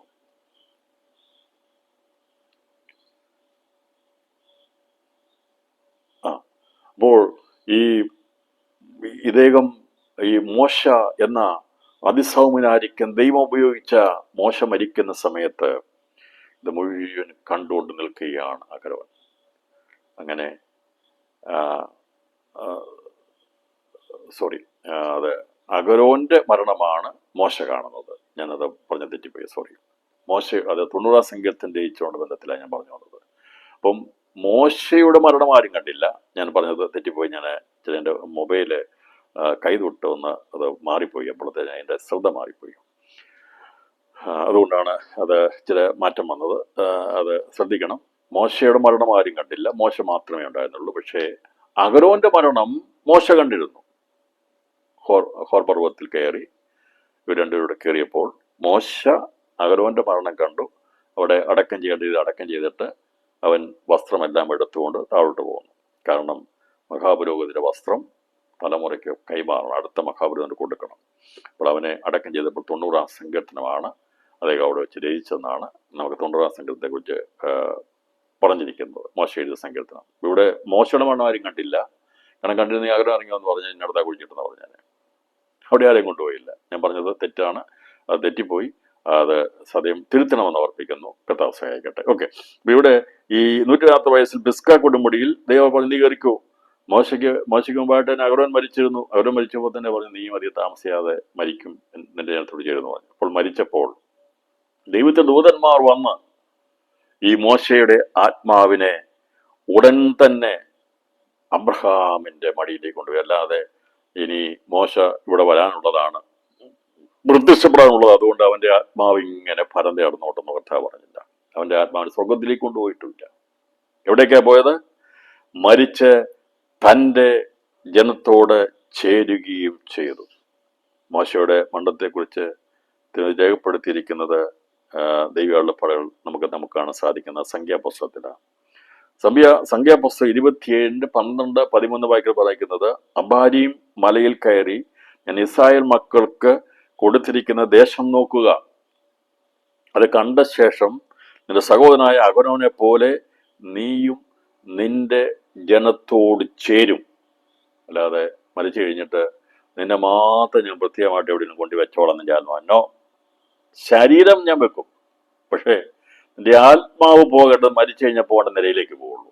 അതുകൊണ്ടാണ് നമ്മൾ ഉറപ്പിച്ചും പറയുന്നത്, മരിച്ചു കഴിഞ്ഞാൽ പിന്നെ ഒരൊറ്റ ആത്മാവ് പോലും ഇവിടെ കിടന്ന് നിൽക്കത്തില്ല. നിമിഷങ്ങൾക്കുള്ളിൽ ശരീരത്തിൽ നിന്ന് വേർപ്പെടുന്ന നിമിഷം തന്നെ ദൈവം നിയോഗിച്ചിരിക്കുന്ന മരണാണ് നിലയിലേക്ക് അപ്പോൾ തന്നെ പോകും. രാത്രി ഞാൻ ഈ സന്ദേശം പറയുമ്പോൾ പ്രിയപ്പെട്ടവരെ, അതല്ലാതെ അവിടെയും തട്ടി ഇവിടെയും തട്ടി ഈ കരഞ്ഞുകൊണ്ടിരിക്കുന്നവരെ കണ്ടുകൊണ്ടൊന്നും അയ്യോ മക്കൾ കരയുന്നില്ല അവർ കരയുന്നു പറഞ്ഞ് കാണാനുള്ള സമയം കിട്ടിട്ട് ഇവിടെ അന്നേരം എന്നെ കർത്താവ് ദൂതന്മാരോട് പറയും, കൊണ്ടുപോകാൻ പറയും.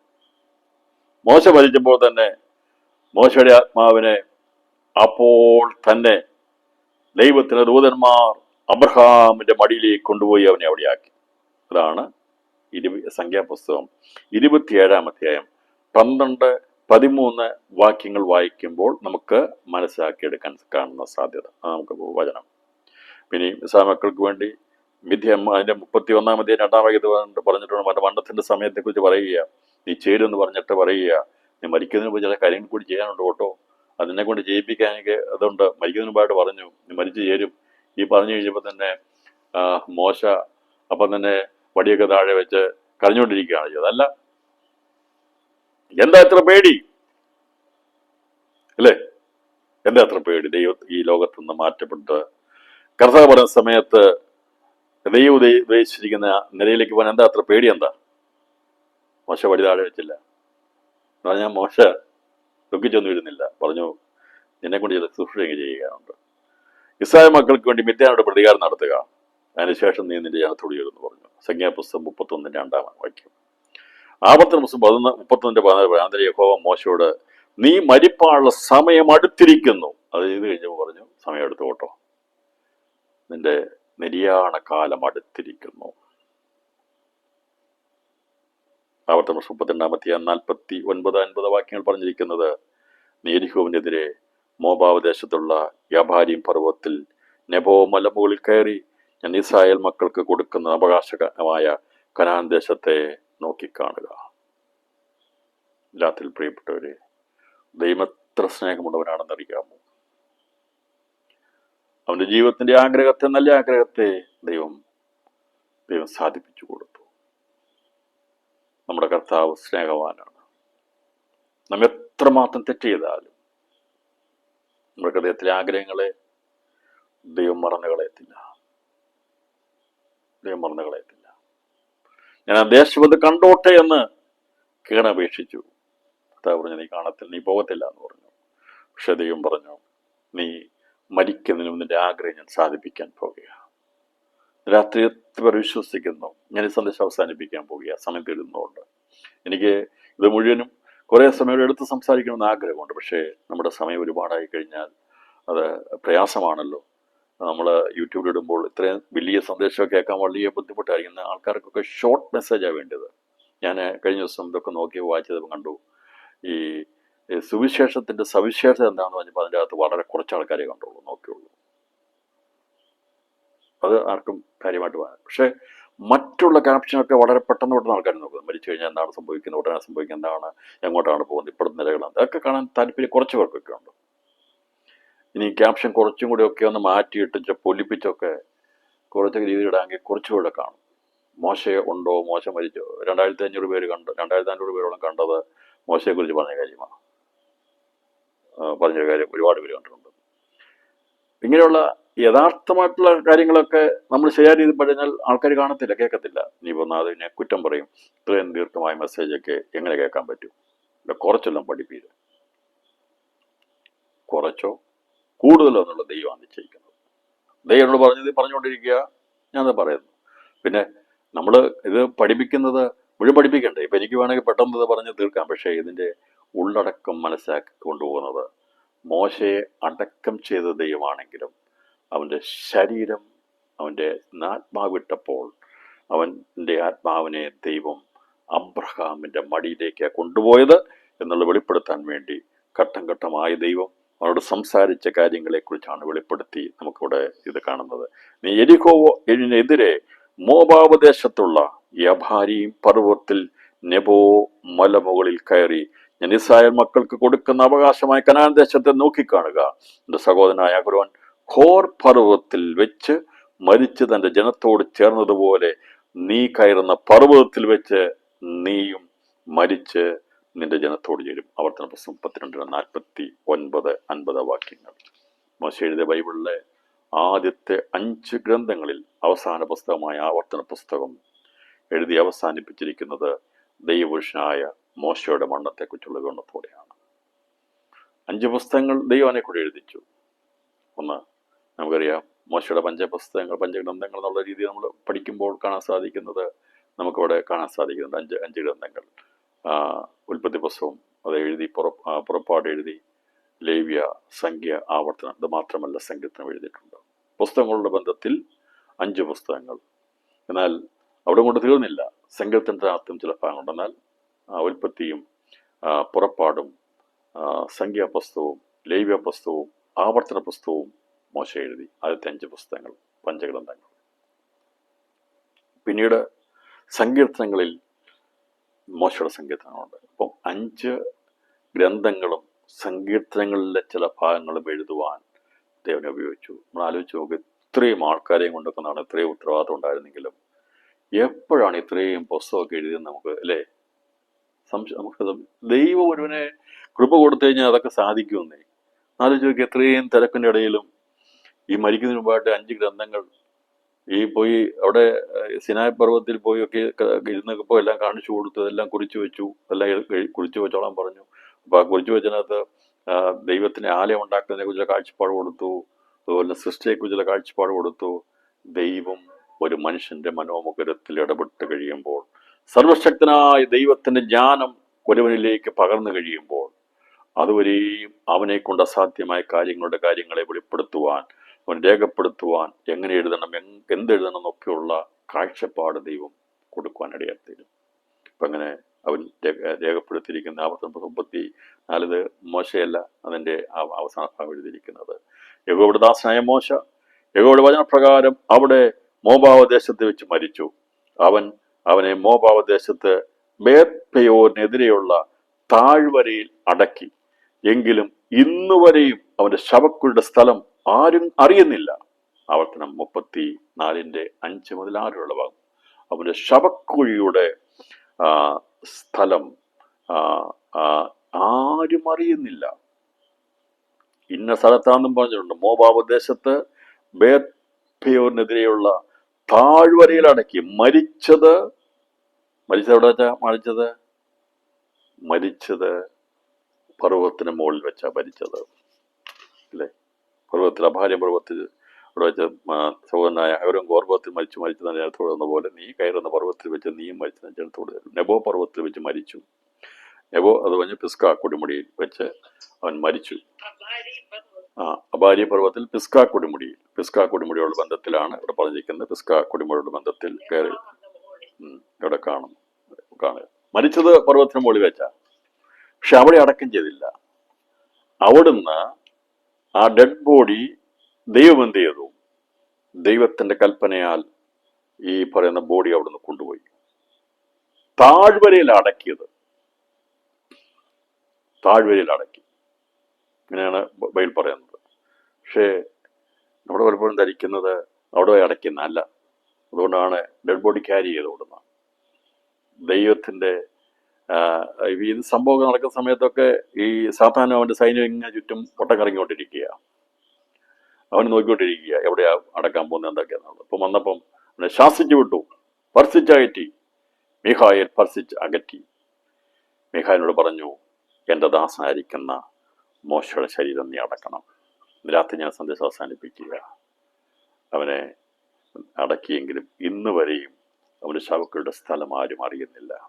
ആവർത്തനം 34:5-6 മരണശേഷം അവന്റെ ശവം അടക്കിയത് യഹോവയുടെ കൽപ്പനയാൽ പ്രധാന ദൂതനായ മീഖായേലിന്റെ നേതൃത്വത്തിലായിരുന്നു. അതിന്റെ തെളിവ് നമുക്ക് ലഭിക്കുന്ന യൂദയുടെ ലേഖനത്തിൽ നിന്ന് 9-ാം വാക്യത്തിലാണ്.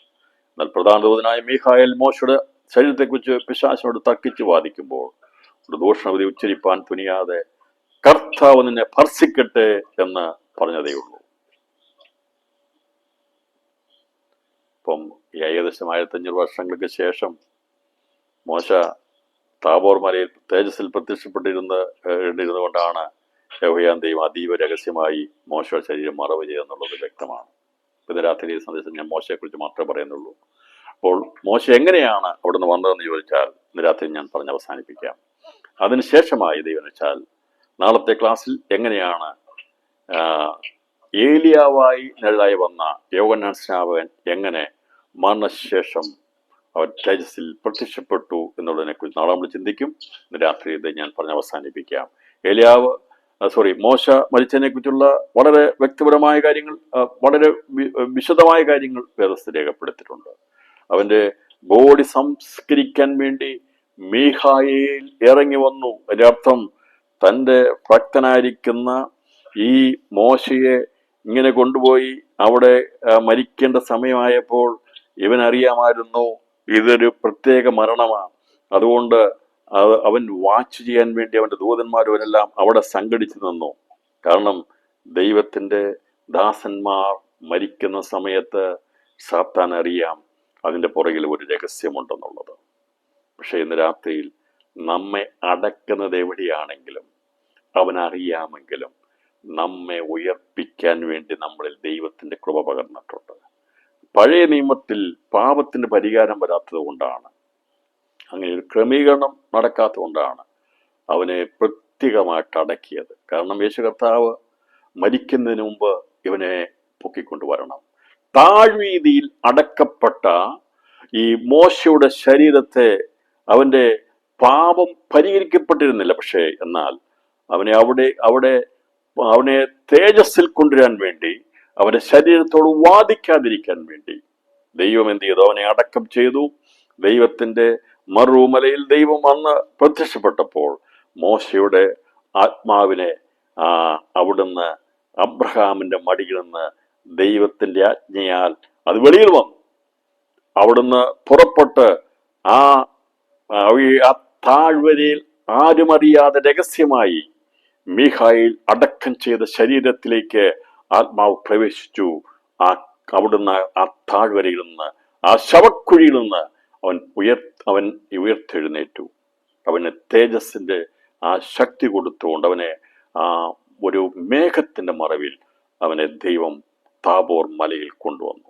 ഇത് രാത്രിയിൽ പ്രിയപ്പെട്ടവരെ, നമ്മുടെ ദൈവത്തിന് അസാധ്യമായിട്ട് അങ്ങനെയാണ് മോശ പ്രത്യക്ഷപ്പെട്ടത്. മോശയായിട്ടുള്ള സംഭാഷണം കഴിഞ്ഞ് കഴിഞ്ഞപ്പോൾ വീണ്ടും അതേ രീതിയിൽ ആ മേഘം അവനെ വഹിച്ചുകൊണ്ട് എവിടെയാണോ അവൻ അടക്കപ്പെട്ട് കിടന്നിരുന്നത് അവനെ അവിടെ തന്നെ കൊണ്ടുപോയി ആക്കുകയും അവന്റെ ആത്മാവിനെ അപ്പോൾ തന്നെ അബ്രഹാമിന്റെ മടിയിലേക്ക് പോവുകയും ചെയ്തു. കർത്താവ് ഉദ്ധരിച്ചുകൊണ്ട് പോയപ്പോൾ മോശയും അബ്രഹാമിനോട് കൂടെ അവന്റെ ആത്മാവ് ഇപ്പോൾ പർദീസയുടെ 1-ാം സ്വർഗത്തിൽ ഇരിക്കുന്നു. ഇതാണ് മോശയെ കുറിച്ചുള്ള കാര്യം. ദൈവനിച്ചാൽ നാളെ നമുക്ക് എങ്ങനെയാണ് യോഹന്നാൻ സ്നാപകൻ ഏലിയാവായി വന്ന, ഏലിയാവിന് പകരമായി ഏലിയാവിന്റെ നിഴൽ പൊരുളായി വന്ന യോഹന്നാൻ സ്നാപകൻ തേജസ്സിൽ എങ്ങനെ പ്രത്യക്ഷപ്പെട്ടു? മോശയും ഏലിയാവും എന്നുള്ള പകരമായിട്ട് ഞാൻ ഇന്ന് രാത്രിയിൽ വളരെ വ്യക്തമായി പറയുന്നു, മോശയും യോഹന്നാൻ സ്നാപകനുമാണ് അവിടെ പ്രത്യക്ഷപ്പെട്ടത്. അതിനെക്കുറിച്ചുള്ള വിവരണം നാളെ ദൈവം വെച്ചാൽ നമുക്ക് പഠിക്കാം. ഇന്ന് രാത്രിയിൽ നമുക്ക് സമയം മുമ്പോട്ട് പോയതുകൊണ്ട് ഞാനിവിടെ ഈ പഠനത്തിൽ വിരാമം കുറിക്കുന്നു. ദൈവത്തിന് നമ്മെ തന്നെ സമർപ്പിച്ച് അല്പസമയം പ്രാർത്ഥിച്ചാട്ടെ, ദൈവങ്ങൾ ഏൽപ്പിച്ചു കൊടുത്താട്ടെ. ഒരുപക്ഷെ ലോകം തന്നെ വിധിക്കുന്ന പലതുമായിരിക്കാം. നീ ഒരുപാട് കഷ്ടവും ഭാരവും ഒക്കെ വഹിച്ചിട്ടുണ്ട്. കർത്താവിന്റെ വേലയ്ക്ക് വേണ്ടി ഇറങ്ങിയത് മുഖാന്തരമായി, ദൈവത്തിന് വേണ്ടി ഇറങ്ങിയത് മുഖാന്തരമായി ഒരുപാട് നിന്ദയും പരിഹാസവും പ്രയാസവും കല്ലേറും ഒരുപാട് ഉപദ്രവമൊക്കെ സഹിച്ചിട്ടുണ്ടായിരിക്കും. പക്ഷേ ഭാരപ്പെട്ടു പോകണ്ട. ദൈവത്തിന് നമ്മളെക്കുറിച്ചൊരു പദ്ധതിയുണ്ട്. ദൈവത്തിന് നമ്മളെക്കുറിച്ച് ഉദ്ദേശമുണ്ട്. മോശയേക്കാൾ, അബ്രഹാമിനേക്കാൾ, യാക്കോബിനേക്കാൾ, ഇസ്ഹാക്കിനേക്കാൾ, ഹാബേലിനേക്കാൾ ദൈവം നമ്മളെ സ്നേഹിക്കുന്നു. കാരണം നാം കുഞ്ഞാടിന്റെ രക്തത്തിൽ ജനിച്ചവരായതുകൊണ്ട്, നമുക്ക് വലിയ പ്രത്യേകതയുള്ളതുകൊണ്ട്, കർത്താവിനോട് സദൃശാത്തീരാൻ ഭാഗ്യം ലഭിച്ചുകൊണ്ട് രാത്രിയിൽ നാം കേട്ട മോശയേക്കാൾ, അതേ മറ്റേത് ഭക്തന്മാരെക്കാൾ പ്രിയപ്പെട്ടവരെ, നാം എത്ര വിശേഷതയുള്ളവരാണെന്ന് അറിഞ്ഞുകൊണ്ട് നമുക്ക് ലഭിച്ചിരിക്കുന്ന പരമയുള്ളിലാക്കിലേക്ക് ഓടുവാൻ ദൈവമായ കർത്താവ് നമ്മെ സഹായിക്കട്ടെ എന്ന് ദൂത് കൈമാറിക്കൊണ്ട് ഇന്നത്തെ വചന പഠനത്തിന് വിരാമം കുറിക്കുന്നു. കർത്താവ് നമ്മെ ഏവരെയും ധാരാളമായിട്ട് അനുഗ്രഹിക്കുമാറാകട്ടെ. Thank you.